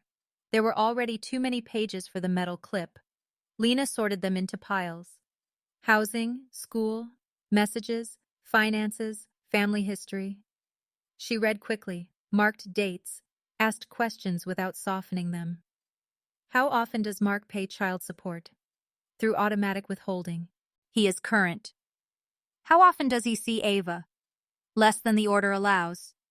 Has he been contacted by your parents? I don't know. Call him. I stared at her. Now? Now. Mark answered on the 4th ring. What's wrong? I need to ask whether my parents contacted you. A pause. Why? Did they? Your mom called last night. Lena wrote something on a yellow pad. What did she want? She asked if I was concerned about the hotel. What did you say? That I knew about the flood? Did she ask you to support a guardianship petition? Another pause. Yes. My stomach turned. What did you say? I said I wasn't getting involved. That is getting involved. No, it isn't. You spoke to her. Tess, I am at work. So am I. Lena raised one hand, signaling calm. I counted the buttons on her jacket. 3. What exactly did my mother ask? I said. Mark sighed. She wanted me to sign something saying I thought Ava should stay with them until your apartment was repaired. And? I said no. Relief came so quickly it made me dizzy. Why? Because I don't think she should. I closed my eyes. Mark continued. I know I haven't been around enough. I know that. But Ava is safe with you. Did my mother say anything else? She said if I supported them, they would not raise my missed visitation in court. Lena stopped writing. What? That's what she said. Did she put it in a message? No. Phone call. Did anyone hear? My girlfriend was in the car. Lena pointed to the speaker icon. I put the call on speaker. This is Lena Ortiz, she said. I represent Tessa regarding the guardianship petition. Would you be willing to provide a written statement about your conversation with Diane Morgan? Mark went quiet. What would that involve? A factual account, date, time, what she asked, and what she offered. I don't want to be dragged into their family problem. You are Ava's father. I know. Lena's expression did not change. Then you are already in it. Mark breathed out. Fine. Send it to me. Will you appear tomorrow if needed? I can't.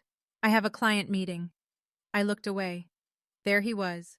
Present enough to tell the truth. Absent enough to avoid the room where it mattered. Lena said, We may request remote testimony. Okay. Email address? He gave it to her. Before ending the call, he said, Tessa? Yes? Don't let them use me against you. I won't.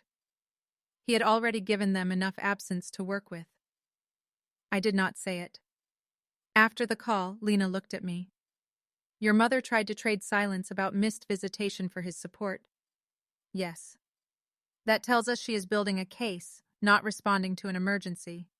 I touched the edge of the blue folder. This wasn't concern. No. It was a plan.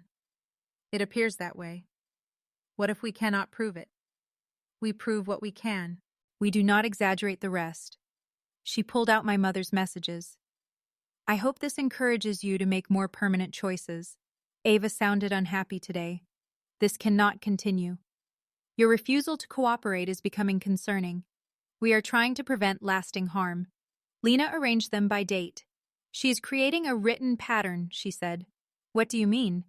She says concern, then refusal, then harm.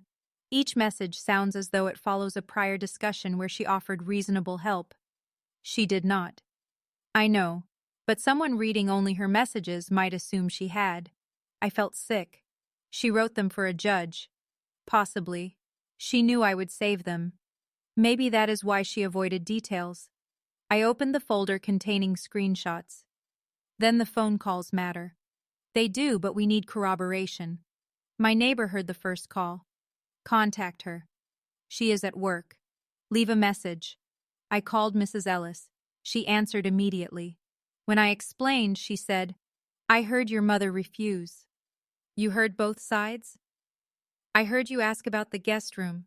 I heard you say you and Ava would be quiet. I heard you ask better for who. Would you write that down? I'll do more than that. I'll come to court. My eyes filled before I could stop them. You do not have to. I know. That was what safe help sounded like. Not obligation. Choice. Lena asked to speak with her, confirmed what she heard, and arranged for her to appear if the judge allowed testimony.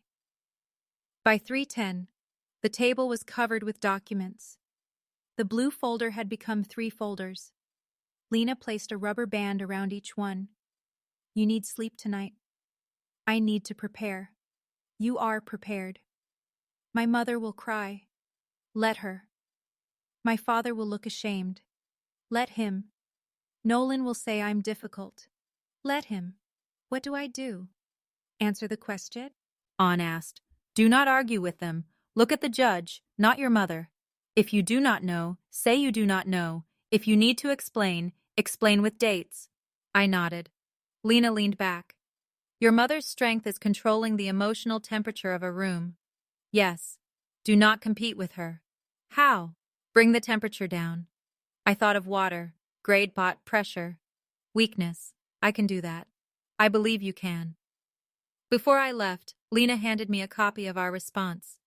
At the top, beneath the case number, were the words, Respondent's opposition to emergency temporary guardianship. Respondent. That was me now.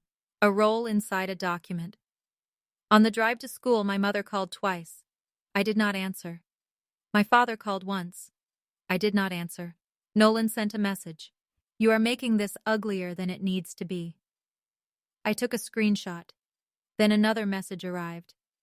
If you cared more about Ava than winning, you would accept help. Screenshot. At 3:42, I parked outside the school. Ava was waiting with Mrs. Carver near the front doors. She ran toward me. The sight of her almost broke something open in me. Not because anything had happened. Because for the first time, picking her up felt like an act someone might challenge. She climbed into the car. Did the judge decide? Tomorrow. Did you talk to the lawyer? Yes. Is she nice? She is clear. That's not what I asked. I smiled despite everything. She is kind in a very organized way. Ava nodded. I like organized. I know. Back at the hotel, we ate pasta with butter and peas. Ava did homework at the desk while I reviewed documents on the bed. At 6:18 there was another knock. I froze. Ava looked at me. Is it the paperman? I checked the peephole. My father stood outside. He held no bag this time. I opened the door but did not invite him in. What are you doing here? I need to talk to you. About the petition? Yes. Then call Lena. I want to talk to my daughter.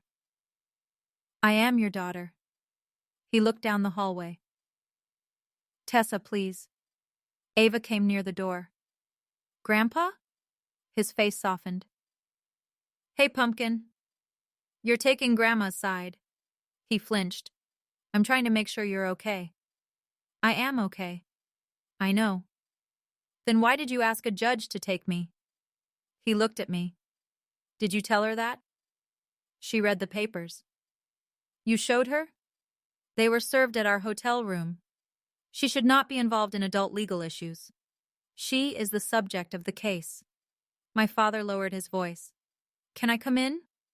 No. Ava stood behind me. He took off his glasses. I did not know your mother was asking for supervised visitation. I stared at him. Did you sign the petition? She said it was temporary. That was not my question. Yes. Did you read it? Not all of it. How many pages? I don't know. 27. He rubbed his forehead. She told me the lawyer would prepare the language. You signed a statement saying I leave Ava unsupervised. I never said that. It is in the petition. I said your work schedule was demanding. You signed beneath the final statement. He looked toward Ava. Can we not do this in front of her? You came to our door. I came to fix this. How? I can ask your mother to withdraw the request for supervised contact. A laugh left me before I could stop it. Not amusement. Disbelief with sound. You think that fixes this? It's the most serious part. No. The most serious part is that you filed a case to remove my child. Temporarily. Stop using that word as if time changes what you did. He put his glasses back on. Your mother believes the judge will place Ava with us until your apartment is ready. And what do you believe? I believe the hotel is not ideal. What do you believe about taking her away from me? He did not answer. Ava moved closer to my side. My father noticed. His face folded inward. I don't want anyone hurt, he said. You signed papers designed to hurt us. That was not the intention. Intent does not erase action. He looked at Ava. Pumpkin, I love you. She held my hand. Then tell the judge I stay with Mom. He closed his eyes briefly. I cannot discuss the case with you. You already did. My father looked at me again. You are turning her against us. No. She can read. His mouth tightened. That landed. He stepped back. Your mother was right about one thing. What? You are determined to make us the enemy. I counted the room numbers visible behind him. 408, 410, 412, 3 doors. I asked for one empty room, I said. You answered with a court petition. He stared at me. Then his eyes moved to the chair beneath the door handle. He noticed it. Of course he did. For a second, I saw the honest beat Lena had said might come too late. Fear, not for himself, for what his choices had made his granddaughter believe. He whispered, it was not supposed to become this. What was it supposed to become? He had no answer. I closed the door. Ava held my hand for another minute after the lock clicked. Then she said, Grandpa looks sad. He did. Should we let him in? No. Is that mean? No. How do you know? Because a boundary is not punishment. She thought about that. Did the lawyer say that? No. Did you? I just did. Ava nodded as though filing it somewhere. Then she returned to her math homework. That night, I placed the blue folder beside the bed. Not beneath it. Beside it. Visible. Ready. If the blue folder feels like more than paper now, write blue folder in the comments. It held every small fact my family believed would stay scattered. Subscribe and stay, because the first hearing did not end the case. It opened the door to the one person my mother could not rearrange. The courthouse opened at 8. I arrived at 7:36. The Marlow County Family Court building was a square gray structure with narrow windows and a stone staircase that looked steeper than it was. A metal sign near the entrance listed prohibited items: weapons, cameras, food, outside beverages. I stood beside my car holding the 3 folders against my chest. The morning was cold enough to make my hands ache. Lena arrived at 7:43 carrying a black case bag and 2 coffees. She handed one to me. I did not ask how you take it. Black is fine. It has cream. Cream is fine. That is not the same as black. Today it is. She gave me a brief smile. Did you sleep? 2 hours. Did you eat? No. She reached into her bag and handed me a granola bar. I'm not hungry. Eat half. I ate half. At 7:51, my parents arrived. My mother wore a cream coat over a navy dress. Her hair was pinned back. She carried a leather handbag and a white tissue she had not yet used. My father walked one step behind her. Nolan came separately at 7:57. He wore a charcoal suit and carried nothing. They stood near the courthouse doors. No one approached me. My mother looked at the folders. Then she whispered something to Nolan. He glanced toward them too. At 8 o'clock, security opened the entrance. We passed through metal detectors. My mother removed a gold bracelet and placed it in a gray tray. Her hands trembled just enough for the deputy to notice. She thanked him twice. By 8:14, we were seated outside courtroom 3. Lena explained the order of events. My parents' attorney would speak first because they had filed the petition. We would respond. The judge might ask questions. Witness testimony might be limited because this was an emergency hearing. A full investigation could be ordered. What about Ava? I asked. She's at school? Yes. Good. She should not be here unless required. At 8:22, my parents' attorney arrived. His name was Grant Mercer. He was tall, silver-haired, and carried a slim red folder. He shook Lena's hand, then mine. Tessa, he said, using my first name as though we were already familiar. Ms. Morgan, Lena corrected. He smiled. Of course. My mother watched the exchange. Grant sat beside her and spoke in a low voice. My father leaned forward to listen. Nolan checked his phone. At 8:41, Mrs. Ellis arrived in a blue raincoat. She walked straight to me. I brought the cat carrier receipt. I blinked. What? From the evacuation. It has the time printed on it. I bought a replacement latch at the 24-hour market after we left. Shows I was there. Lena looked impressed. Keep it. Mrs. Ellis sat behind us.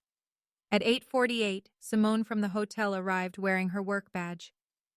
I'm on until 4, she said. I came straight from the desk. You did not have to. I know. Again. Choice. At 8:55, the courtroom doors opened. A clerk called. The case number. My case number. The room was smaller than I expected. Wood-paneled walls, 2 counsel tables, rows of benches, a raised bench beneath the county seal. I counted the ceiling lights. 12. The judge entered at 9:03. Her name was Honorable Miriam Vale. She appeared to be in her late 50s. Gray hair cut at her jaw, thin glasses, no visible impatience. Everyone stood, then sat. The clerk announced the case. Grant Mercer rose. Your Honor, this is an emergency petition filed by the maternal grandparents of the minor child, age 8, due to unstable housing, inadequate supervision, and the respondent mother's refusal to accept reasonable family support. The phrase entered the room exactly as written. Refusal to accept reasonable family support. Grant spoke for 7 minutes. I counted. He described the hotel as transient lodging. He described my work as demanding. He described Mark as largely absent. He described my parents as retired, financially secure, and deeply involved in Ava's life. He said they had offered a safe home. He did not say when. He did not say under what condition. He said my reaction had become hostile. He said my parents feared that pride was interfering with judgment. Then he asked the judge to place Ava with them immediately, grant them educational and medical authority, and limit my contact to supervised visits until further review. My mother lowered her eyes. The tissue reached her cheek. Dry. Lena stood. Your Honor, the emergency described by petitioners was not created by the mother. It was created by a documented building failure that temporarily displaced several residents. Ms. Morgan responded immediately, secured safe lodging near the child's school, maintained attendance, meals, medical care, and routine, and remained employed. She handed documents to the clerk. The building manager estimates repairs will take 3 to 4 weeks. The mother has renter's insurance and sufficient funds.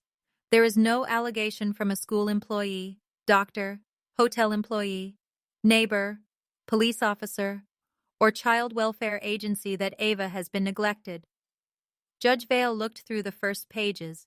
Lena continued. The petitioners claim Ms. Morgan refused family support. In fact, Ms. Morgan requested temporary use of their empty guest room on the night of the evacuation. Petitioners refused. Grant stood. Your Honor, that characterization is disputed. Sit down, Mr. Mercer, Judge Vale said. He sat. Lena placed Mrs. Ellis's statement into the record. She heard part of the request and refusal while standing in the apartment parking lot during the evacuation. My mother turned slightly toward my father. He stared ahead. Lena submitted my mother's later offer to house Ava without me. The respondent declined an offer that would unnecessarily separate an 8-year-old child from her custodial parent during a short-term housing disruption. Judge Vale looked at my mother's messages. Did the petitioners disclose the first request for housing in their petition? Grant stood more slowly this time. The petition explains that cohabitation was not considered workable due to family conflict. That is not what I asked. No, Your Honor. The original request is not described in detail. Judge Vale removed her glasses. Why not? Grant looked toward my mother. She whispered something. He said, my clients believed the relevant offer was the later offer to house the child. The offer excluding the mother. Yes. Judge Vale put her glasses back on. Continue, Ms. Ortiz. Lena submitted the school attendance record. One absence, the morning after the flood. She submitted the hotel invoices, the meal card records, the grocery purchases, the laundry receipts. Simone's statement. The principal's account of my mother's unauthorized call and visit. When the letter to Ava was mentioned, Grant objected. We have not reviewed that document. Neither has the child, Lena said. The school retained it. Judge Vale asked the clerk to mark it for review. The letter was handed up in a sealed school envelope. My mother began crying then. Not loudly, a soft intake of breath, tissue to cheek. Judge Vale opened the letter. She read silently. The courtroom held still. After nearly a minute, she looked toward my mother. Mrs. Morgan, did you write this? My mother stood. Yes, Your Honor. You wrote, soon you may have a real room again and a house where adults can take care of everything. My stomach twisted. My mother's voice trembled. I was trying to comfort her. You also wrote, your mother may be upset at first, so it is better not to discuss this with her until the adults finish arranging things. My father looked at the floor. Judge Vale placed the letter down. You sent this to the child before any court order existed. I believed we were close to a temporary solution. You believed this court had already decided? No, Your Honor. Then what had been arranged? My mother opened her mouth. Nothing came. Grant stood. My client was emotional and may have chosen poor wording. Judge Vale looked at him. She delivered clothes to the school and told staff she was preparing to become the child's guardian. Grant's red folder remained closed. He had not expected the school to document it. Lena called me to testify. I walked to the witness seat. The clerk swore me in. My hands were cold, but my voice worked. Lena asked about the flood, the evacuation, the phone call, the hotel, Ava's routine, my job, the repair estimate, my mother's offer. I answered with dates, times, amounts. I did not look at my parents. When Lena asked whether Ava had ever been left alone at the hotel, I said no. When she asked whether I had refused reasonable support, I said, I refused to send my daughter to live with the people who had refused both of us a room during the same emergency. Grant objected. Argumentative. Judge Vale said, the answer may stand. Grant cross-examined me. He began gently. You agree a hotel is not an ideal long-term home for a child? Yes. You agree your daughter has been emotionally affected by the flood? Yes. You agree she was tired at school? Yes. You agree your parents' house offers more space than the hotel? Yes. He paused. The questions were designed to make agreement sound like surrender. Then why did you refuse to let Ava stay there temporarily? Because she did not need to be separated from me. You work full-time. Yes. Your parents are retired. Yes. They could provide more direct supervision. She is at school during my work hours. You sometimes work late. Not since the evacuation, but before the evacuation. Occasionally. And who cared for Ava? An approved after-school program or a sitter? Not your parents? Not usually. Because you prefer not to ask them. Because their help often requires control. Grant glanced toward the judge. Is that a fact or your interpretation? It is my lived experience.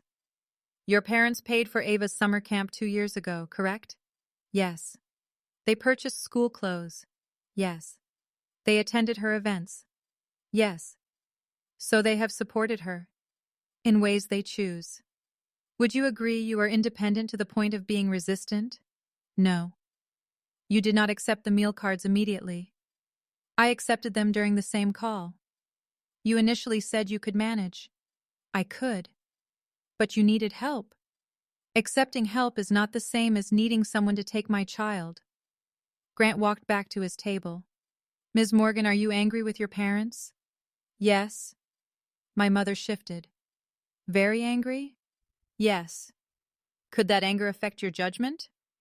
It could if I ignored facts. Are you ignoring facts? No. You believe your parents manufactured this concern? Yes. Yet your daughter is living in a hotel. Because our apartment flooded.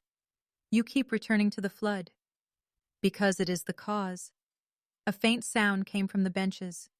Mrs. Ellis breathing out. Grant tried another direction. You did not immediately secure another apartment. My lease remains active. Repairs are underway. Insurance is involved. You could have moved. In 8 days? You are an engineer. Yes. You understand planning. Yes. Would a responsible parent not maintain a backup housing plan? Lena objected. Judge Vale sustained it. Grant looked annoyed for the first time. He asked about Mark, his missed visits, my divorce, my finances. I answered. Then he held up one of Nolan's messages. Your brother expressed concern that you isolate when challenged. He sent that after my parents filed for guardianship. Did you respond? No. Is ignoring family communication a form of isolation? Sometimes it is a form of documentation. Judge Vale looked at me. Grant did too. What does that mean? He asked. It means every conversation with my family was becoming part of their case. I stopped giving them words they could rearrange. My mother's tissue stopped moving. Grant ended his questions. My father testified next. He swore to tell the truth. His voice sounded smaller in the witness seat. Grant asked whether he loved Ava. Yes. Whether he believed the hotel was suitable. For a night or two, not for weeks. Whether he had concerns about my stress. Yes. Whether he believed he and my mother could provide stability. Yes. Then Lena stood. Mr. Morgan, did your daughter call you on the night of the evacuation? My wife answered. Were you present? Yes. Did you hear Ms. Morgan ask to stay in your guest room? Yes. Did your guest room have a functioning bed? Yes. Was anyone using it? No. Did you object when your wife refused? My father looked at me. No. Did you later visit the hotel? Yes. What did you observe? A small room. Was it clean? Yes. Did Ava have food? Yes. Clothes? Yes. School materials? Yes. Her mother? Yes. Did you observe neglect? No. Did you tell your attorney that? Grant objected. Privilege. Judge Vale sustained it. Lena changed direction. Did you read the full petition before signing it? My father swallowed. No. How much did you read? Parts. Did you know it requested supervised visitation for your daughter? Not until yesterday. My mother turned toward him sharply. Grant whispered, "Do not look at her." Lena asked, "Did you know the petition claimed Ms. Morgan left Ava unsupervised?" I knew there were concerns. That was not my question. No. Did you personally observe Ava unsupervised? No. Did you personally observe inadequate meals? No. Did you personally observe dangerous hotel conditions? No. Did you sign the petition anyway? Yes. The word rested in the courtroom. My father's one honest beat. Too late. Lena returned to counsel table. Nolan testified after him. He entered the witness seat with confidence. That lasted 3 minutes. Grant asked about my history of rejecting family guidance. Nolan described me as stubborn, private, sensitive. He said I had always believed my parents favored him. Grant asked whether that belief created conflict. Yes. Whether I accepted help easily. No. Whether he believed Ava would be better off with my parents temporarily. Yes. Then Lena stood. How many times have you visited Miss Morgan's apartment in the last 12 months? Nolan blinked. I don't know. More than 10? No. More than 5? Maybe. Name the occasions. He thought. Ava's birthday. That was held at a park. He looked toward my mother. Len awaited. Christmas, he said. Christmas was held at your parents' house. Another pause. I stopped by once to pick something up. What? I don't remember. So, one visit? Possibly. How long? Maybe 20 minutes. You stated you had personal knowledge that Ms. Morgan struggled to provide regular meals. What did you observe during those 20 minutes? That is not what I meant. What did you mean? My mother told me Ava had pancakes for dinner. Have you ever eaten pancakes for dinner? A few people in the courtroom shifted. Nolan's face reddened. Yes. Did you consider yourself neglected? No. Lena picked up the hotel photograph. Did you take this picture? Nolan looked at it. No. Do you know who did? No. Where were you on September 20th at approximately 5:30? I don't know. Your office is less than half a mile from the Breyer house. So? Did your mother ask you to observe your sister at the hotel? No. Did she ask you to collect information? No. Did she ask you to sign a statement? Yes. Did you write it? She helped. Who wrote the first draft? My mother. My mother's face changed, only slightly. But I saw it. So did Judge Vale.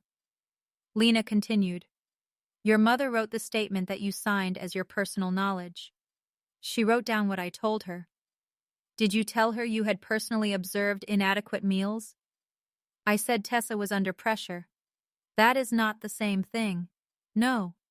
Did you tell her you had personally observed emotional instability? I said she gets defensive. Did you tell her Ava lacked supervision? No. Yet you signed a statement containing all 3 claims. I trusted my mother.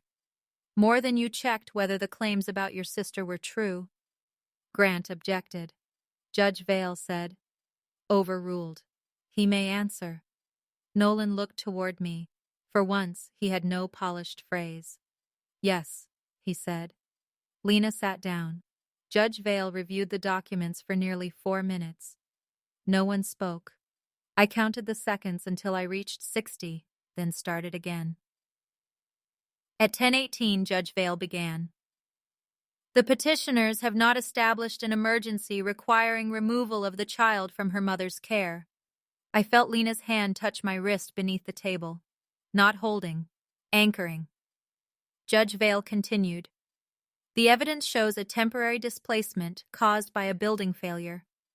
The mother secured lodging, maintained school attendance, maintained employment, and provided food, clothing, and supervision. My mother's shoulders lowered. My father closed his eyes.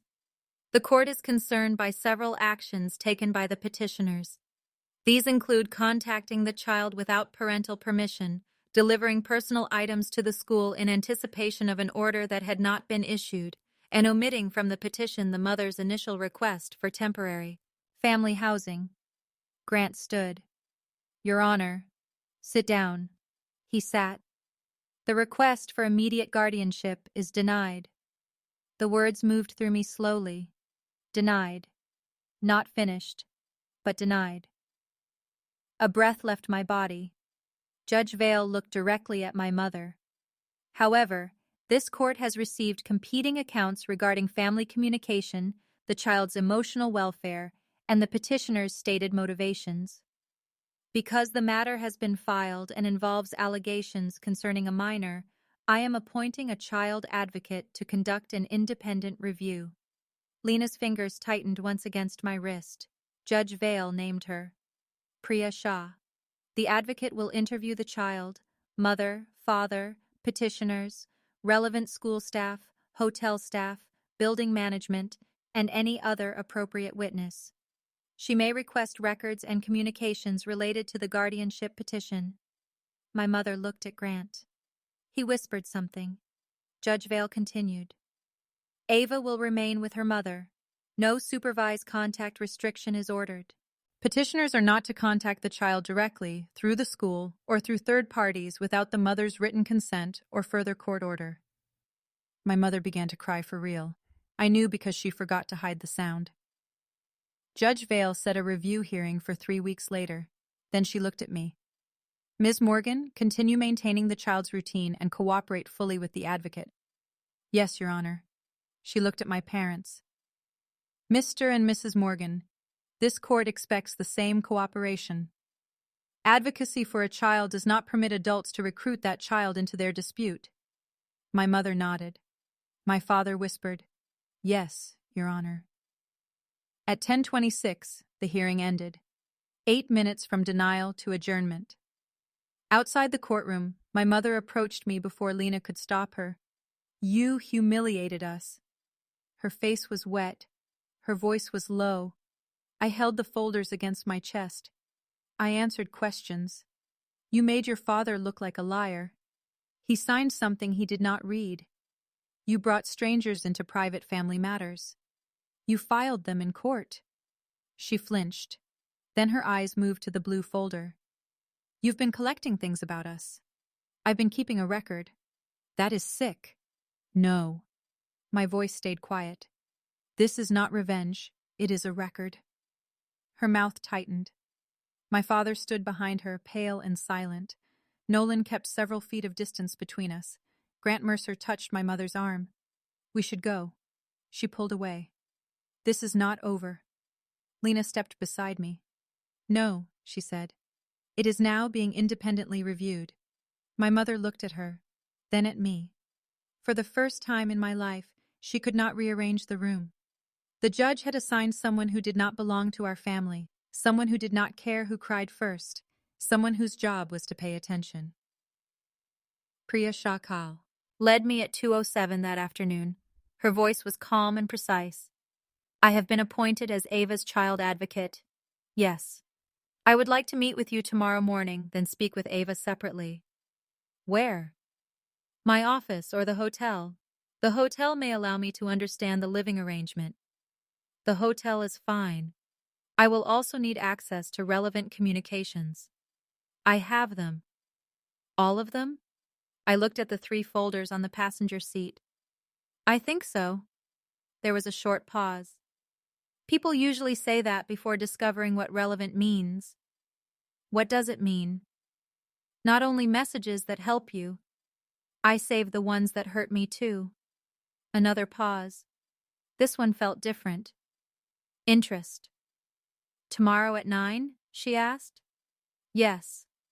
"Do not coach Ava." "I won't." "Do not ask her what she plans to say." "I won't." "Do not discuss the judge's decision as a win." "I haven't." "Good." Before ending the call, Priya said, "Ms. Morgan, my role is not to take your side or your parents' side. I understand. My role is to understand what happened and what protects Ava. That is the side I want. She did not answer immediately. Then she said, "We'll see." At 3:19, I picked Ava up from school. She ran toward me holding the paper crown again. "You came," I promised. "What did the judge say?" "You stay with me."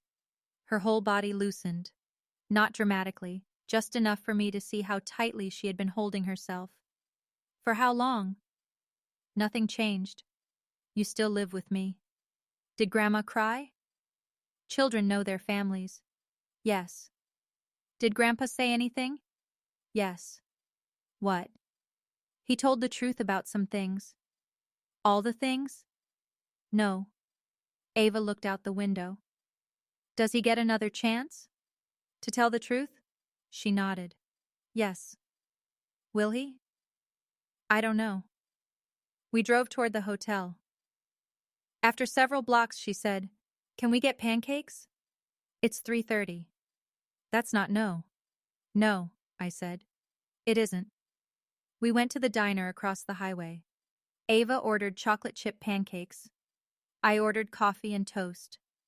At the table, she drew a blue rectangle on the paper placemat. "What is that?" I asked. "Your folder." "You noticed it?" "You carry it like it's a person." I looked at the drawing. "Maybe I do." "Is everything in it?" "Not everything."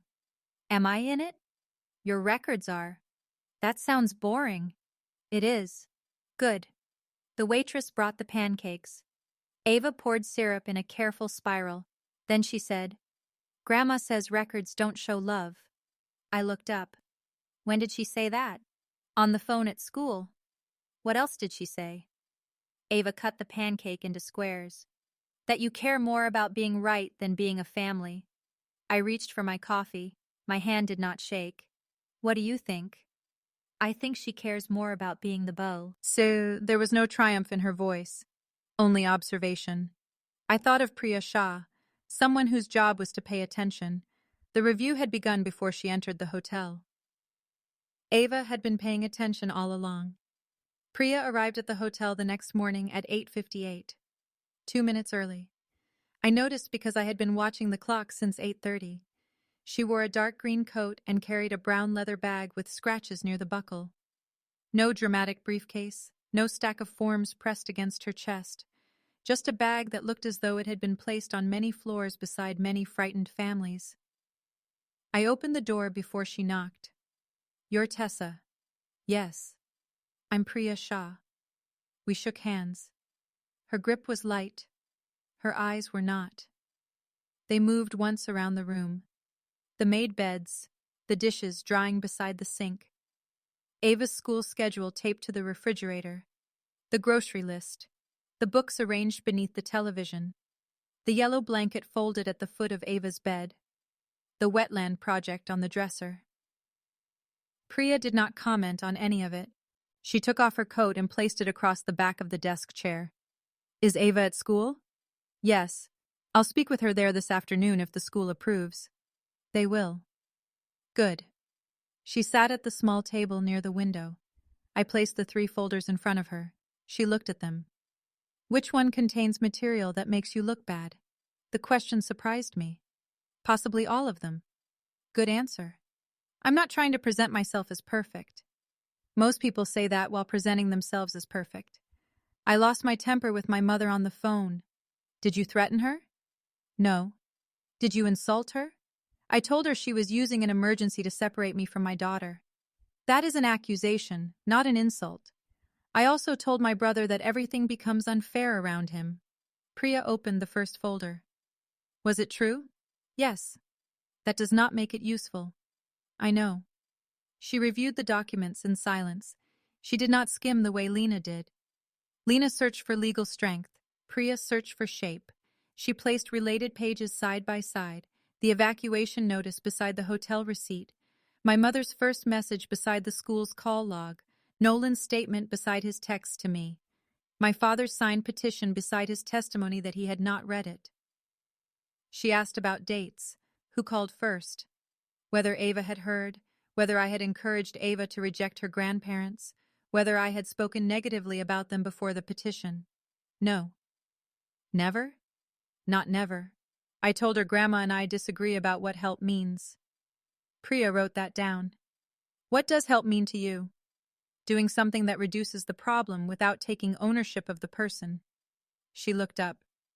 That sounded prepared. It wasn't. What does help mean to your mother? Access. To what? Decisions. Information. Gratitude. The right to tell the story afterward. She wrote again. Has she always been like this? I looked toward the wetland project. No. The answer surprised both of us. Priya waited. My mother can be generous, I said. She remembers birthdays. She notices when someone needs new shoes. She brings food when people are sick. But the help creates a role. She becomes the person who saved you. If you disagree with her later, she brings the help back as evidence that you are ungrateful. Did she do that with you? Yes. Examples? I gave her 3. The orthodontic deposit she refused.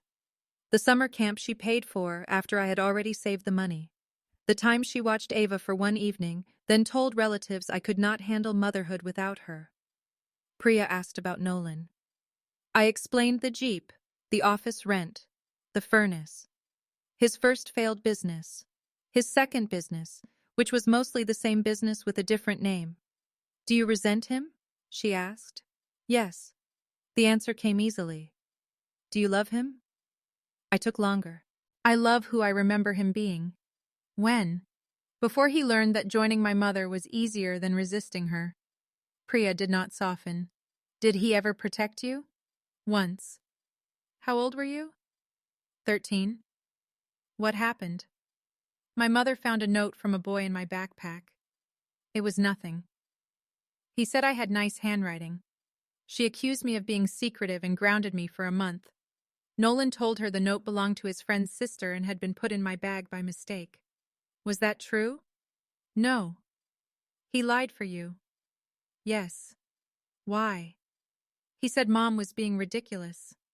What changed? He discovered being favored was safer than being fair. Priya closed the family history folder. Tell me about the night of the flood without using any conclusions. I understood what she meant. No, they abandoned us. No, she planned this. Only what happened. I gave her the sequence. 17. Water, 2:24. Alarm, 2:31. Glenn's call, 2:49. My mother answered, 2:53. The call ended, 26. Hotel. Priya stopped me. Exact words from your mother? I repeated them. You never leave enough margin. You chose that building. It would be better for you to solve this without depending on us. Be capable. Ava heard? Only my side that night. Later she heard the offer excluding me.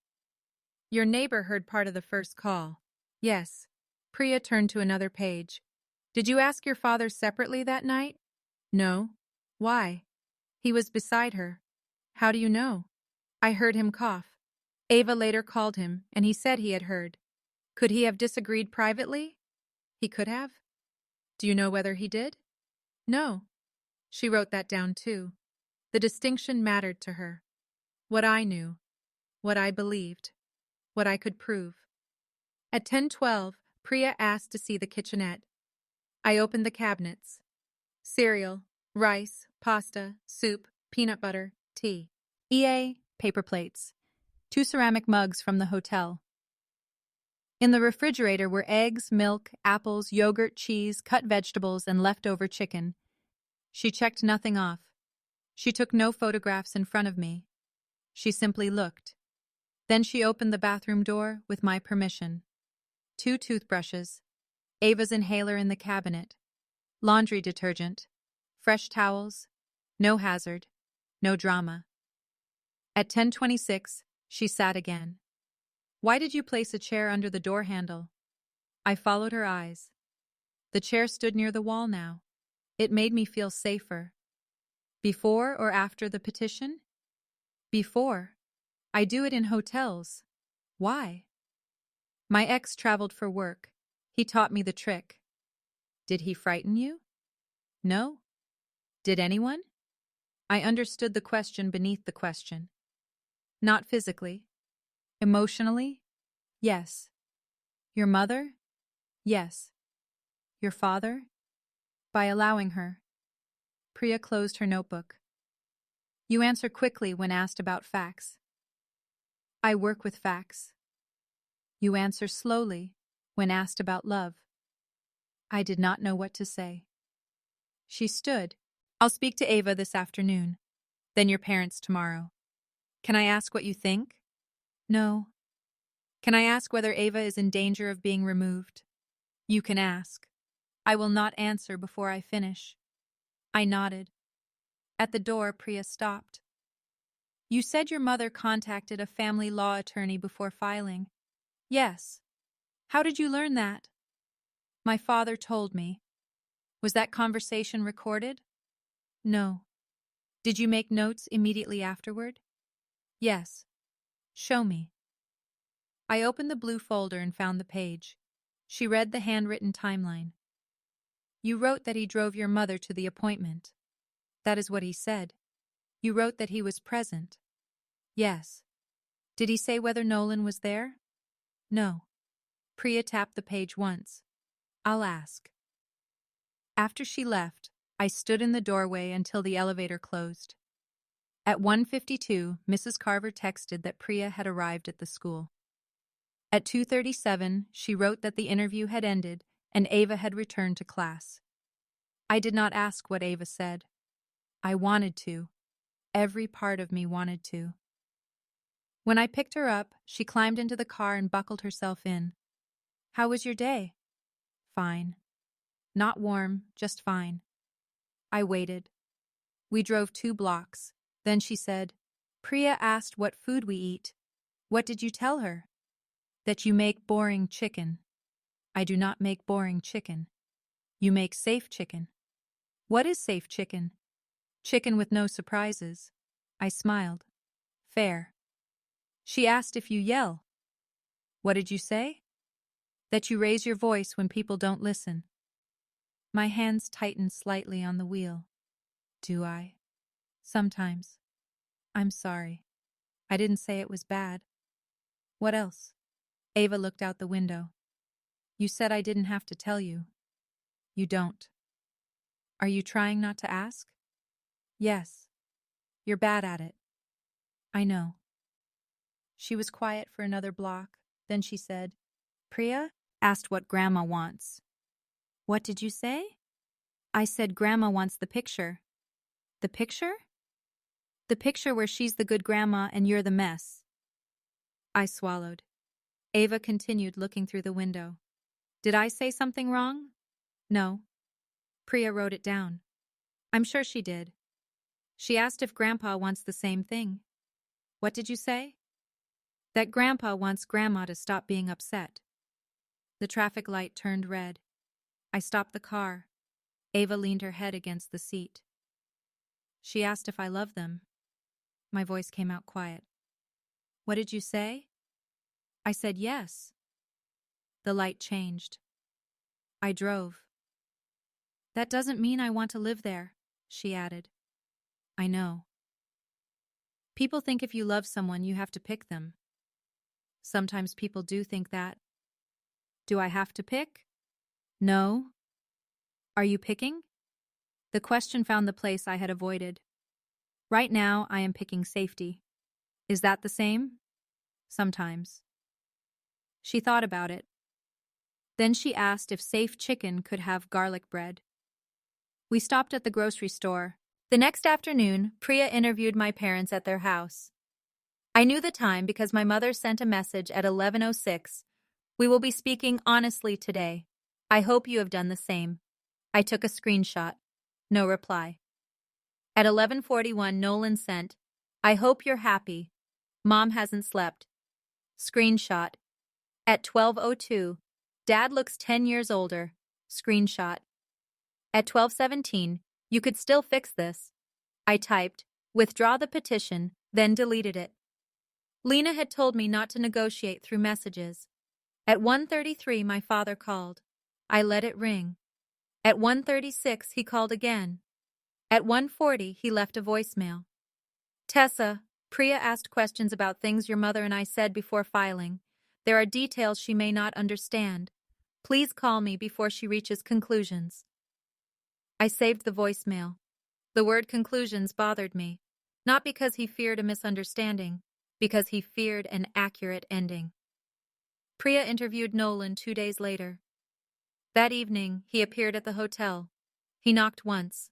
I checked the peephole. He wore jeans and a dark sweater. No suit, no confidence costume. I opened the door but kept the chain attached. What? Can I talk to you? Call Lena. This isn't about court. Everything is about court now. He looked down the hallway. I need 5 minutes. You have 2. He ran a hand through his hair. Priya asked about the picture. The laundry picture? Yes. Did you take it? He looked at me. That was the answer. I counted 3 seconds before speaking. You lied under oath. I panicked. You answered no. Mom asked me to drive by the hotel. With a camera. With my phone. Why? She wanted to see the place. She had the address. She wanted to know what the area looked like. So you photographed us. I didn't think it would go in court. It was attached to the petition. I didn't know. She gave it to Grant. You signed the statement. That was separate. I nearly closed the door. He pushed on. Priya asked for my messages with Mom. I stopped. What messages? About the case. What did you say? I haven't given them yet. The hallway seemed to sharpen. Why are you telling me? Because some of them sound bad. Do they sound bad or are they bad? He looked away. Mom was upset. That is not an answer. She said things. What things? Tess. What things? He lowered his voice. She said if you stayed at the hotel long enough, people would start asking questions. The air went cold around me. What else? She said offering to take Ava would make her look reasonable. Before or after she offered? Before. My fingers tightened around the edge of the door. What else? She said not to help you financially. I stared at him. She told you not to help me?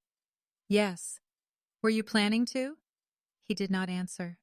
Of course not. What did you say back? I said the hotel might be good for the petition. For a moment, I heard nothing. Not the elevator, not the air conditioning unit, not Ava moving inside the room. Only the sentence. The hotel might be good for the petition. How long before the petition did you write that? A few days. You had already decided to file. Mom had talked about it. You all knew. Dad did not know everything. He signed. I'm trying to tell you before Priya finds it. She is going to find it. I know. Why now? His face changed. Fear. Self-preservation. The most honest emotion he had shown me in years. I could lose clients if this becomes public. I almost laughed. You came here because of your reputation. I came because this got out of control. No. It stayed in control until the control moved away from Mom. Tessa, please. What do you want? Tell Priya the messages were family venting. I haven't seen them. You know how Mom talks when she's upset? She wrote a legal strategy in a family text thread. It wasn't like that. You just told me it was. He put one hand against the doorframe. Do you want to destroy us? I looked at his hand. Move it. He did. I didn't file the case, he said. You signed a statement. Because Mom said Ava needed us. Ava needed a guest room. His face tightened. She would have had one. Without me. For a few weeks. There is that word again. What? Few, temporary, just. You keep shrinking the action because you cannot defend it at full size. He stepped back. Tessa, give Priya the messages. She'll use them. They are evidence. They are private. You submitted photographs of me carrying laundry. That was different. No, it was only private when the truth belonged to you. I closed the door. Nolan knocked again. Once, then twice. I did not open it. If you have ever watched a family call evidence private only after it exposes them, put the word record in the comments. A record does not shout. It does not chase. It waits until someone honest reads it. Stay with me, because the messages Nolan feared were worse than even he understood. Priya called at 8:05 the next morning. I need you in my office at 10. Why? I received additional communications. From Nolan? I will discuss them when you arrive. Are they the family messages? At 10, Ms. Morgan. Her office was in a converted house near the courthouse. White siding, blue door, a wheelchair ramp along the side. Inside, the waiting room held a basket of wooden toys and 3 shelves of children's books. Lena was already there. That frightened me more than Priya's tone. We sat around a table in a back room. Priya placed a stack of printed messages between us. 34 pages. These were produced by Nolan Morgan after I informed him that withholding relevant communications could be addressed in my report to the court. I looked at the top page. A group thread. Mom, Dad, Nolan. The dates began the morning after the flood. My mother's first message read, she went to the Breyer house. Do not offer money yet. She needs to understand the situation cannot continue. My father replied, should we at least pay for a better hotel? My mother, no. Then she will say she solved it with family help. Nolan, how long does the apartment take? My mother, long enough if we do not interfere. I stopped breathing. Not literally, but my body forgot the next step. Lena touched the table near my hand. Keep going only if you can. I kept going. 2 days later. Nolan. I drove by. It looks bad from the road. My mother. Take a photo if you see them outside. My father. That feels unnecessary. My mother. Then do not look at it. Nolan. Got one. The next message included the photograph of Ava and me carrying laundry. Then my mother. A hotel plus missed school plus Mark absent. It may finally be enough for someone to listen. My father. Enough for what? My mother. For temporary guardianship. I already told you. My father. I thought you meant if things got worse. My mother. They will look worse if everyone stops rescuing her. I put the pages down. The words blurred. Priya slid a glass of water toward me. I counted the corners of the paper. 4. The buttons on Lena's sleeve. 3. The lines in the table's wood grain. I lost count at 11. Did you know about this thread? Priya asked. No. Did your father ever tell you he suggested paying for a better hotel? No. Did he offer directly? No. Did Nolan ever offer financial help? No. Did your mother? No. I turned another page. The messages Semen continued. My mother had asked Nolan to call me and provoke a response. She wrote, ask why she refuses help. She always gets defensive when she feels judged. Nolan replied, what if she hangs up? My mother, then we document that she will not communicate. Another message. My mother, school is the next step. I want to know if Ava looks tired. My father, do not involve the school without Tessa. My mother, we are her grandparents. My father, that does not answer what I said. No response from my mother for 6 hours. Then, my mother, the school confirmed hotel children may qualify for homeless support. Nolan, that sounds useful. My father, useful is a bad word. My mother, accurate is the word that matters. I continued. The night my mother offered to house Ava without me. My mother, she said no, as expected. Nolan, good. Now the refusal is hers. My father, you offered only to take Ava. My mother, because Tessa would create conflict in this house. My father, Then it was not really an offer to help her. My mother. It was an offer to help the child. Nolan. The petition can say she refused family housing. My father. That is not the whole truth. My mother. It is the relevant truth. I covered my mouth. My father had objected. Quietly. Privately. Then he had signed. That did not excuse him. It made the failure clearer. He had seen the line. Named the line. Then stepped over it because standing against my mother required more courage than telling the truth required. Priya said, "There is more." I looked at her. "How much more?" The messages continue through the morning of the first hearing. I turned the page. The day before filing. My mother. Grant says emergency placement is difficult without direct neglect. Nolan. Can we say the hotel is unsafe?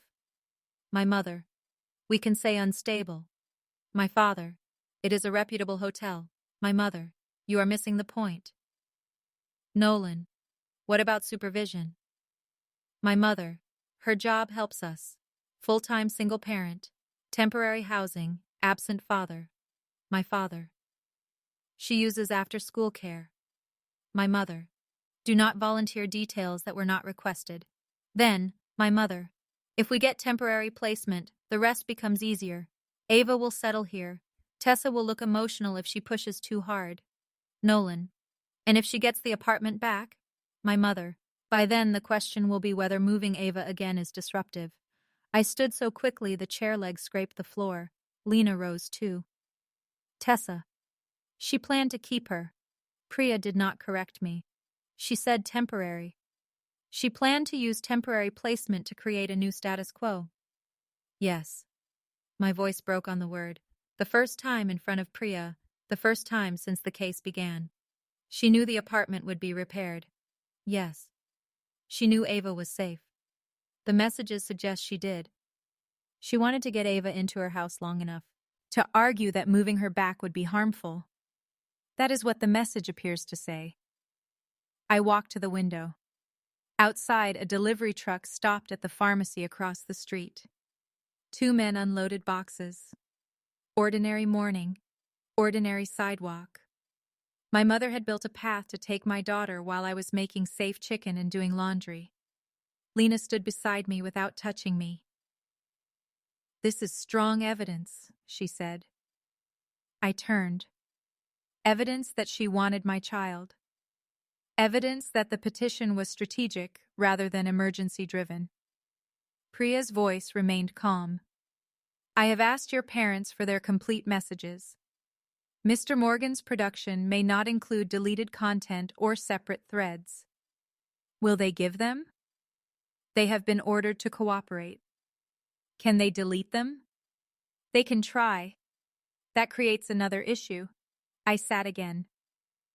The final messages were from the morning of court. My mother. Wear navy. It reads serious. Nolan. Should I bring the photo prints? My mother. Grant has them. My father. I want to withdraw. My mother. Too late. My father. It is not too late before the hearing. My mother.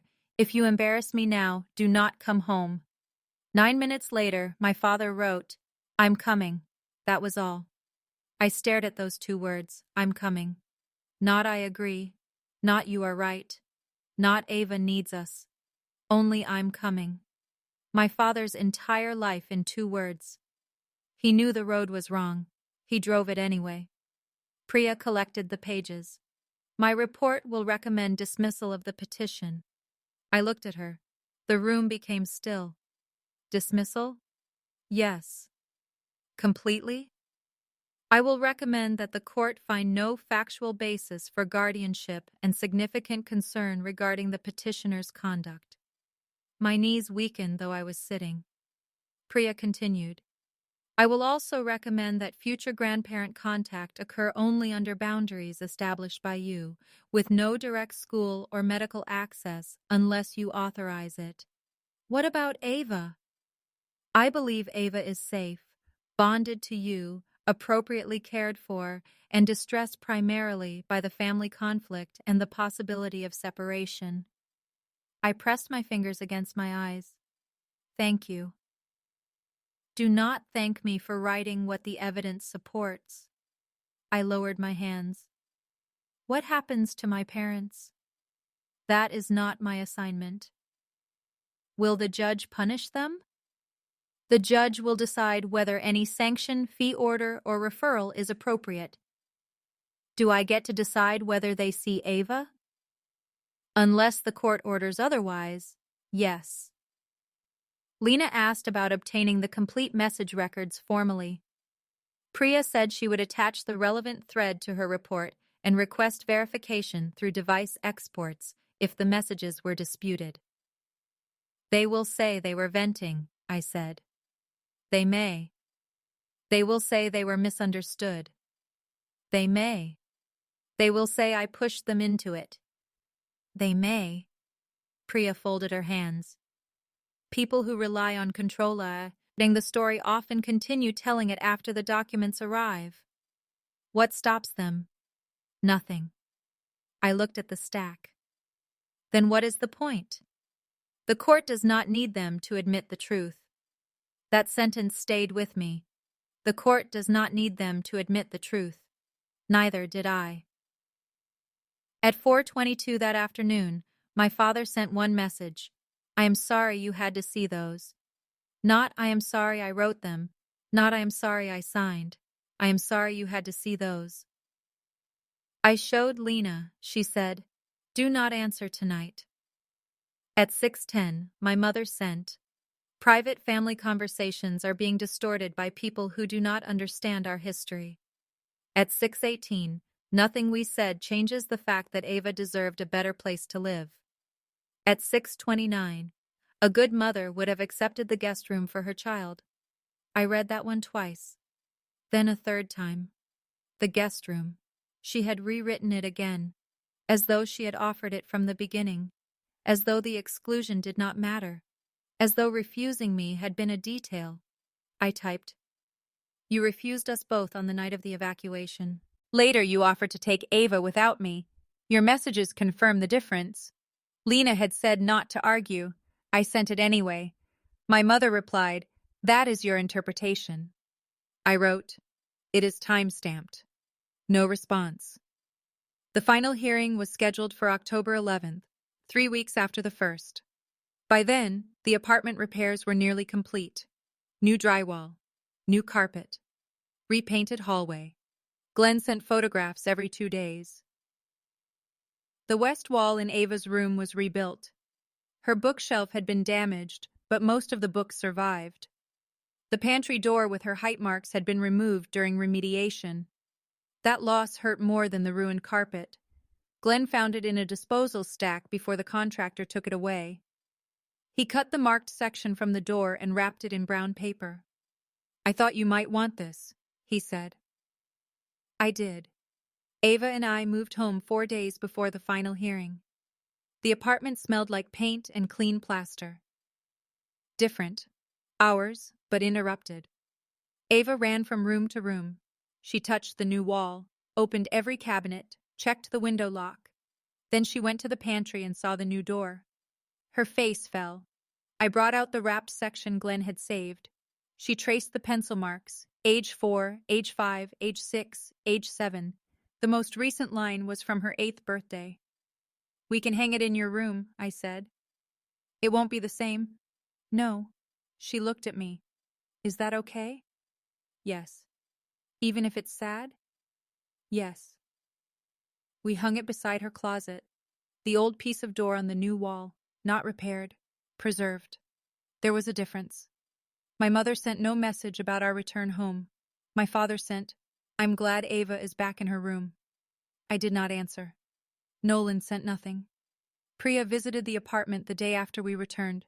She walked through the rooms, saw the repaired wall, the food in the kitchen, the height marks mounted beside the closet.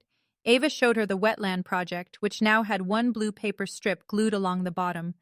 What is that? Priya asked. The flood, Ava said.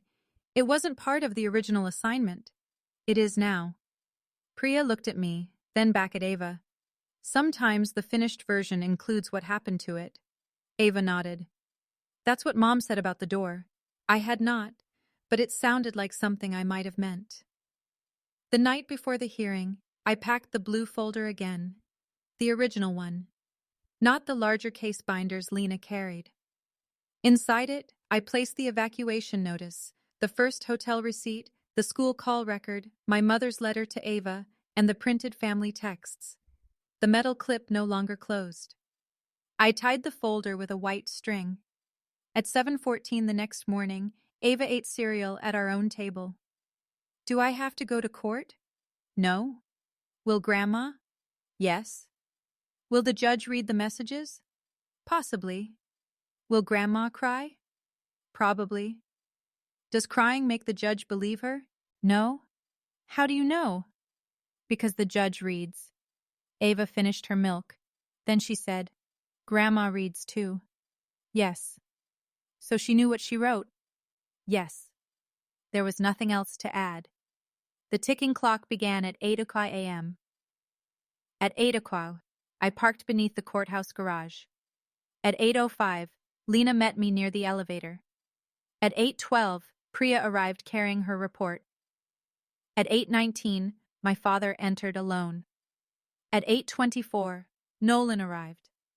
At 8:31, my mother walked in with Grant Mercer. She wore navy again. Serious. Prepared. At 8:46, Grant approached Lena and asked whether we would agree to dismiss the case without findings. Lena looked at me. What does that mean? I asked. The petition ends, but the court makes no formal statement about the conduct. My mother stood 20 feet away, watching. I said no. Grant's jaw tightened. This could spare everyone unnecessary embarrassment. Lena said nothing. The choice was mine. They filed public accusations about my parenting, I said. They asked to remove my daughter. They submitted statements they knew were incomplete. I want the court to decide on the record. Grant lowered his voice. Your parents are willing to withdraw. They were willing to file. This will damage the family beyond repair. I looked toward my father. He had heard. His eyes dropped. The damage is already in the evidence, I said. Grant walked away. At 9:05, the clerk opened the courtroom. At 9:11, Judge Vale entered. At 9:14, Priya's report was accepted into the record. At 9:20, Grant objected to the text messages, arguing they lacked context. At 9:27, the judge asked whether my parents disputed their authenticity. My mother whispered to Grant. My father looked at the table. Nolan shifted in his chair. Grant said, They do not dispute that the messages were sent. They dispute the interpretation. Judge Vale replied.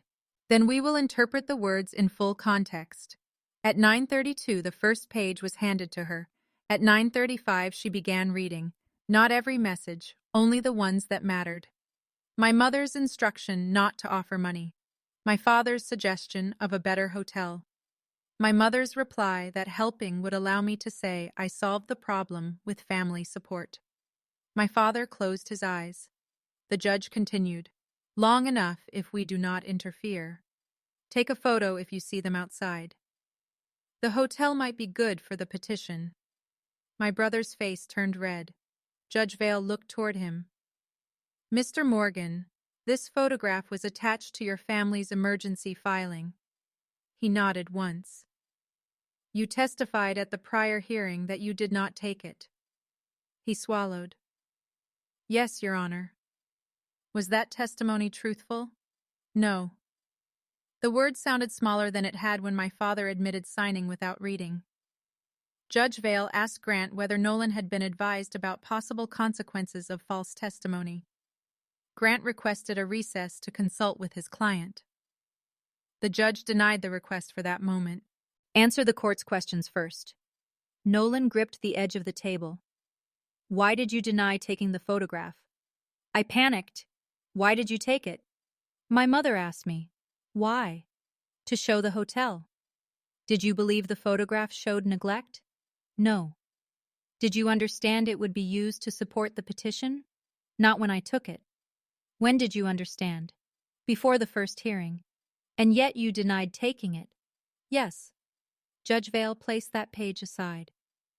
At 9:52, she reached the message about offering to take Ava. She read, "She said no as expected. Good. Now the refusal is hers." Then she read my father's reply. "You offered only to take Ava." Then my mother's. It was an offer to help the child. Judge Vale removed her glasses. "Mrs. Morgan, your petition states that Ms. Morgan refused family housing. Did you instruct your attorney that the offer excluded the child's mother?" My mother stood. "Our home could not accommodate Tessa's hostility. That is not what I asked." "Yes," my mother said. "You knew the offer required separating the child from her mother." Temporarily.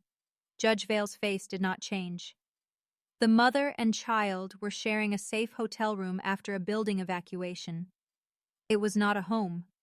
Neither was your offer a family solution." My mother gripped the tissue. "I was trying to protect Ava." Judge Vale lifted another page.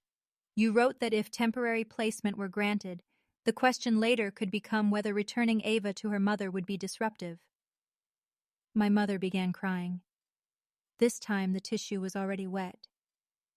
"I was thinking ahead. You were planning to use a temporary order to create an argument for continued separation." "No." The judge read the message again. "By then the question will be whether moving Ava again is disruptive." My mother shook her head. "That is not what I meant." "What did you mean?"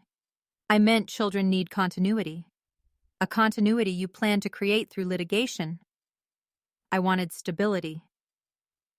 The refrain entered the courtroom one last time. A child needs a stable family. My mother said it through tears. The judge looked at her for several seconds, then she turned toward me. "Miss Morgan, do you wish to respond to that statement?" Lena touched my arm, a warning not to speak too long. I stood. My mother looked at me. My father looked at the floor. My brother stared at nothing. I said, "A child does need a stable family." My mother's face changed. For 1 second, she believed I had surrendered. Then I continued. "Stability is not an address. It is not 2 grandparents in a larger house. It is not a guest room that remains empty while a child stands outside it.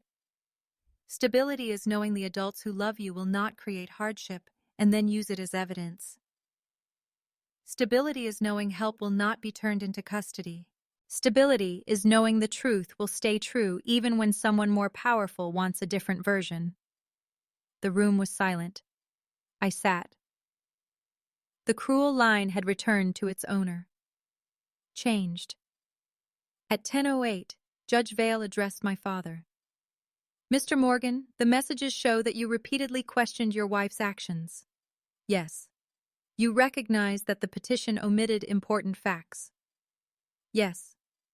"You stated that the hotel was reputable." "Yes." "You objected to photographing your daughter." "Yes."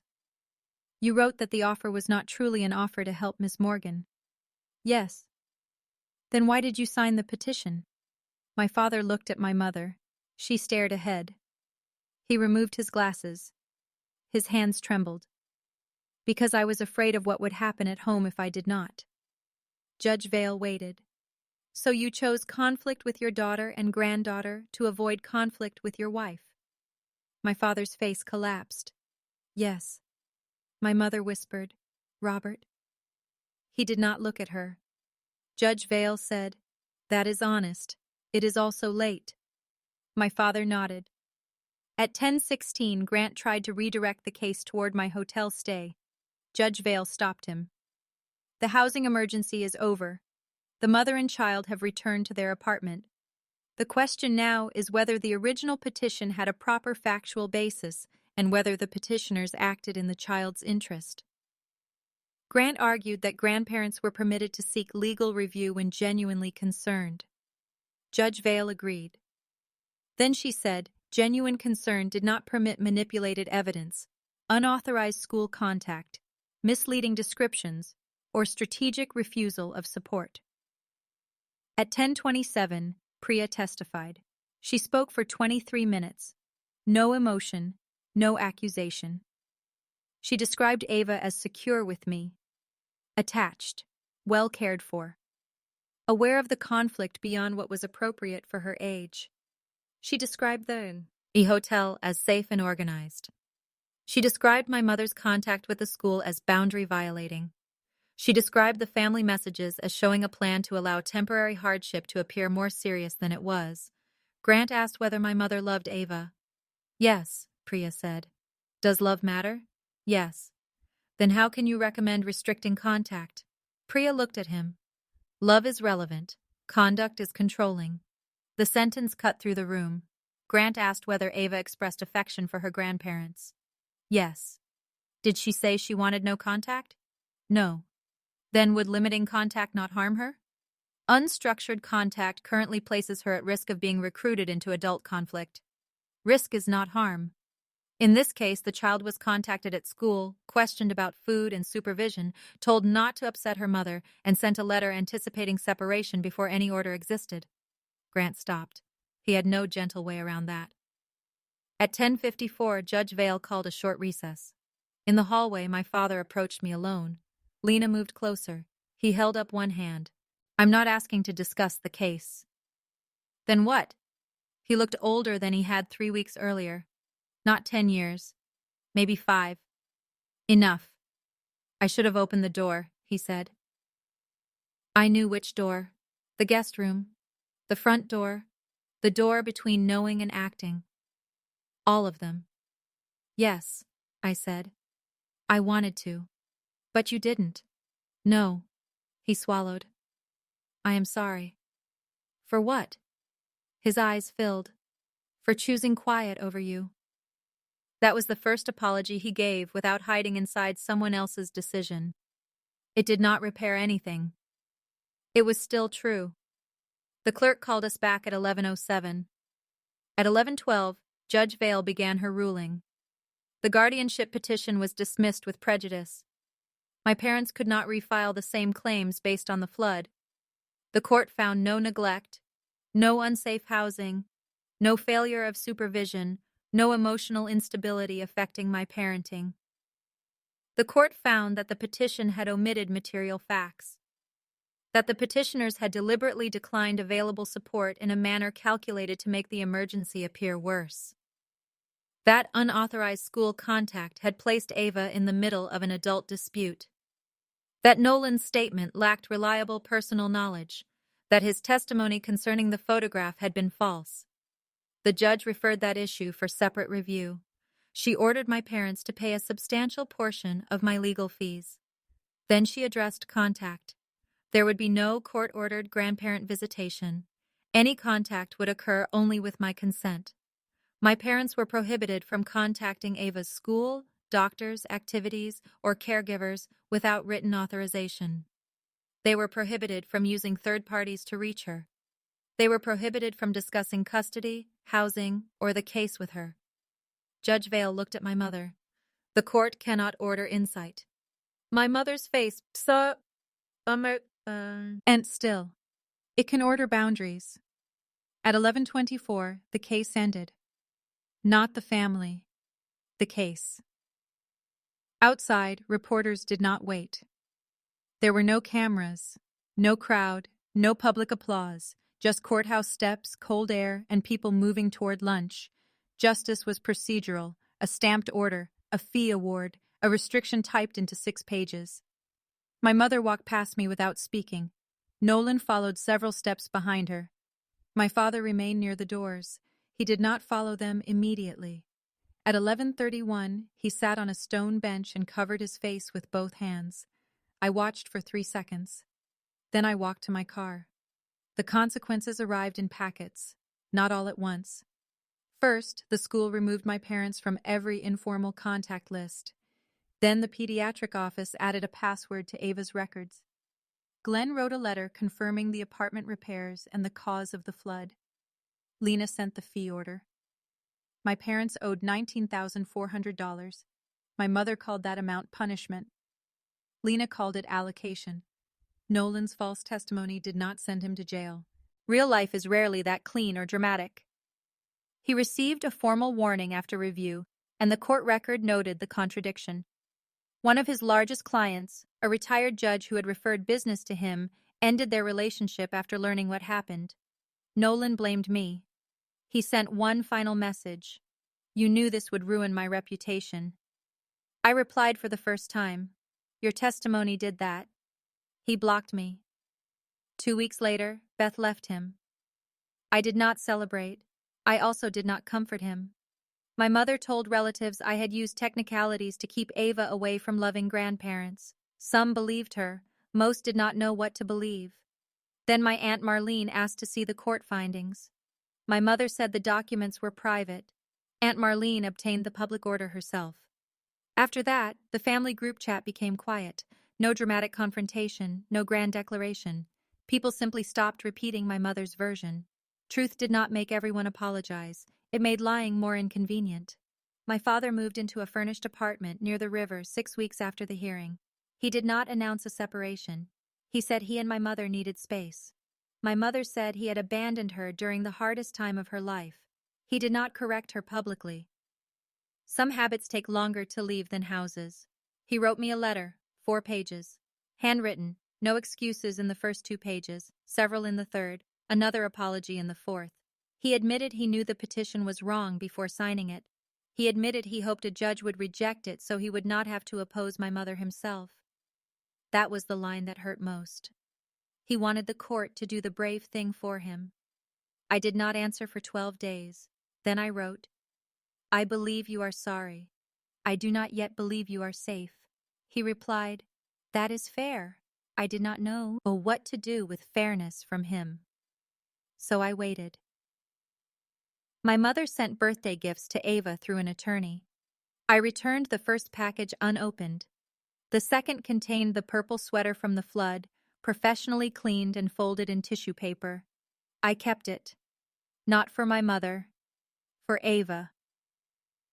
Mercy does not require pretending every object is poisoned. 3 months after the hearing, I allowed my father to meet Ava at a cafe for 45 minutes. I sat at the next table. He brought no presents. That mattered. He asked about school, the wetland project, her favorite book. He did not mention my mother, the case, the hotel, stability. At the end, Ava hugged him. He cried. She did not. On the drive home, she asked, Is Grandpa good now? No. Is he bad? No. What is he? Responsible for what he does next. She nodded. That sounds hard. It is. My mother refused counseling. She said she would not pay someone to tell her she loved too much. I did not argue. Love had never been the charge. Control was. 8 months after the flood, she sent me an email with no subject line. I have been advised to apologize. I stopped reading there for a while, then continued. I am sorry the situation became legal. I am sorry private messages were interpreted in the worst possible way. I am sorry Ava experienced stress. I still believe my intentions were protective. It was not an apology. It was a hallway with no doors. I did not respond. A year later, Ava's wetland project still sat on her bookshelf. The glue had yellowed. One frog had fallen into the painted pond. The blue strip she added for the flood had begun peeling at one corner. I offered to repair it. She said no. It shows what happened. The pantry door section hung beside her closet. Her 9th-year height mark was added below the old ones. Then her 10th. The apartment did not become permanent. 2 years after the hearing, I bought a small house on Alder Street. 3 bedrooms, a narrow kitchen, a maple tree in the front yard, a guest room, a real one. The bed is made. The pillows are arranged. A folded blanket rests across the footboard. But when someone I love needs it, the door opens. That is the difference. If this story stayed with you, write open door in the comments and tell me where you are listening from. Subscribe for more stories where truth does not need to shout to be heard. People sometimes ask whether I forgave my parents. The answer depends on what they mean. I released the hope that my mother would become accountable because I explained the pain clearly enough. I stopped waiting for my father's regret to undo his signature. I let Nolan live with the person he chose to be. That gave me peace. But peace is not access. Understanding is not trust. And forgiveness, when it comes, does not hand back the key. My parents refused to help my daughter when all we needed was some as an empty room. Then they tried to turn the hardship they protected into proof against me. They believed the louder story would win. It did not, because the judge did not ask who looked more like a stable family. She read what they wrote when they thought no one outside the family would ever see it. That is my story. A family can rewrite your past. It can question your memory. It can call your boundaries cruelty and its control love. But a record stays where you put it. And sometimes the quietest person in the room is not losing. She is counting. She is documenting. She is waiting for the truth to be read aloud, to be read aloud.